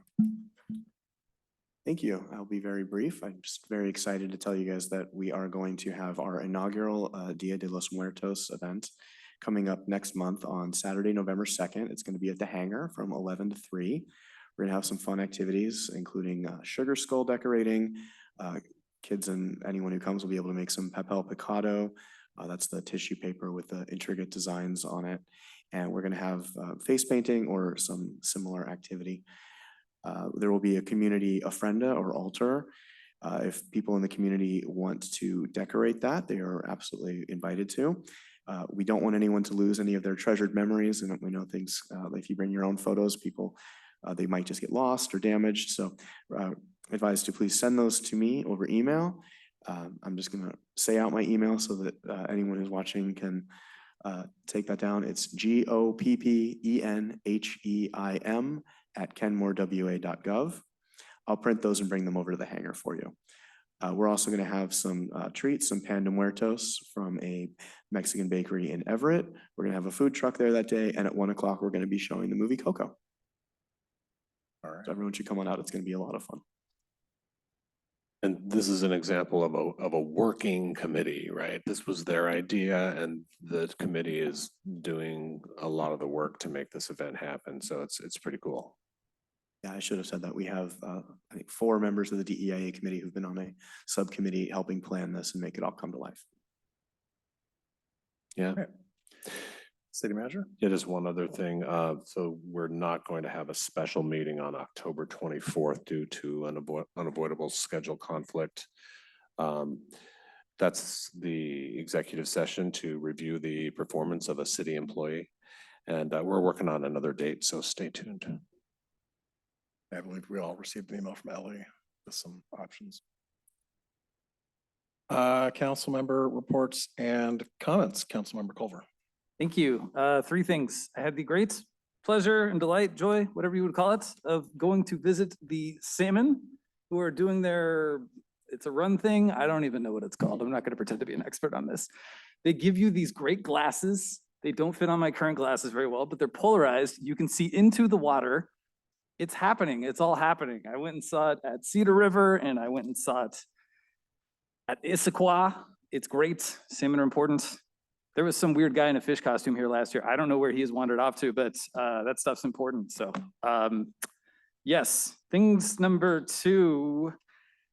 One of my favorite things about the message in the budget was what I call the bummer graphs. The global temperature remaining at record highs. Nobody can see this, but I know everybody knows what I'm talking about. It's good. That's like a, oof, that's not good, and we got to do something about that. And data is obviously something I love, near and dear. And as a segment, I want to start contributing, maybe this is a creator thing, I don't know, my own contributions to the not great file in the data thing, what I affectionately refer to as bummer graphs. So on the housing front, I've got straight from the census, monthly median housing costs in Kenmore, the cumulative change over the last decade. So this is for folks renting. It goes pretty high. 2022 was a steep year in particular, and the green one being folks who are paying mortgages. So one way to look at the info, I will be publishing this for everyone's great enjoyment and so much fun. The last thing, because I am just a full-on masochist, rental registration program. I spoke to Mr. City Manager. He said we would need to trade some program of, I guess, equal size for it. I'm all for it, and I've got some ideas, and I would love to bring this back for discussion. And I would kindly ask for a second, if it's not a special meeting.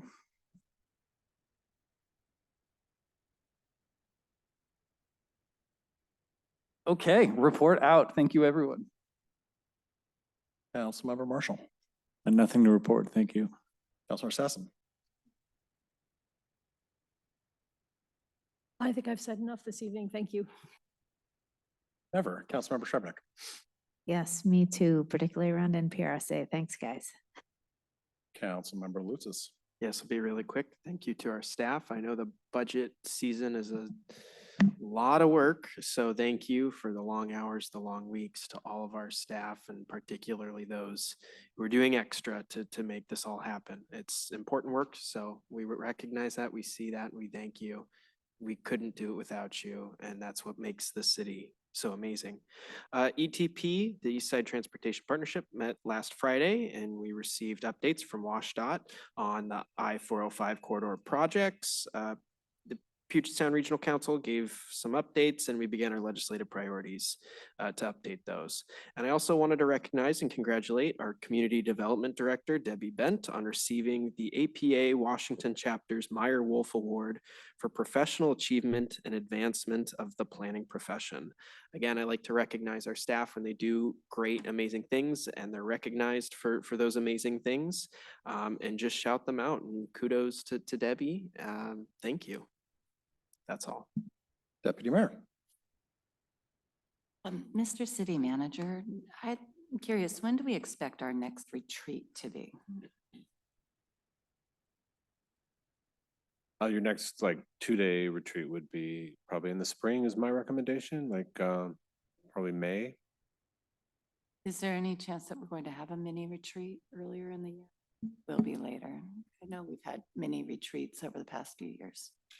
Yeah, we've had many retreats in January, the last couple of years, I think. The reason I'm bringing this up is I hear our council member Culver bringing up important issues, and I don't want our lack of a second not to be speaking to the lack of importance of the things that he's bringing to the table. And maybe we should be considering whether or not we need a mini retreat, even if it's a 4-hour earlier in the year. Just to touch base on these things, make sure that we're all working together in that direction. So I'm just bringing that forward as a concept. And I want to thank everyone for their work on the budget and everything. And also I just want to call attention that we're going into a time where it's important to take care of ourselves. We've got a big election coming up and a lot of stress and concerns about what's happening in the world. And just remember, you can take care of yourself first so you can be strong for the things that come before us. So anyway, I'm really thankful to be here, and that's it for me today. Yeah, I spoke with the city manager a little bit about the need for probably a retreat earlier on too, because I do think we need to have a place that isn't just council comments to present new ideas and have those conversations without having to insert stuff into future meetings that are already fairly stacked and programmed out. So we do need that outlet somewhere. And that traditionally has been the January retreat, generally speaking, or the second retreat. So we do need to figure out what that looks like so folks have that ability without having to use council comments every week. Anyway, Councilor Lutzis already stole all my thunder on both ETP and Debbie Bent's awards, so I'll cross those off. Couple of things. One, and I just put this at the top of everybody's inbox, SCA The deadline is coming up, I think the end of this month for folks to apply for either boards you're already on, if you want to stay on them, or apply for new boards. Take a look at that. If you have questions, feel free to reach out to me, or I think Councilmember Shrubnik's been on a few of them. There's some good ones there. And then Saturday is a wonderful confluence of both Jack Crawford Day and Council, Coffee with Council. Because it's Jack Crawford Day, I will need to be down at Log Boom Park with volunteers. I haven't seen what the sign up looks like for Saturday. Do we have folks confirmed for Saturday morning? Because I will not be able to make it. Was signed up for both. So yeah, I always like to go to Jack Crawford Day. So I'm hoping somebody's covering council. We can always cancel Coffee with Council if you want. Or could we make it the earlier time like it used to be? No, oh, Nigel's like, no. Not a I morning love person. that early time. Yeah, you would. 8 o'clock is too early on a Saturday for anything. No takers for Coffee with Council then on Saturday, or? You As do your the part. sole No, Monday I- person, yeah. don't look at me. No, I'm not looking at you. I'm not looking at you.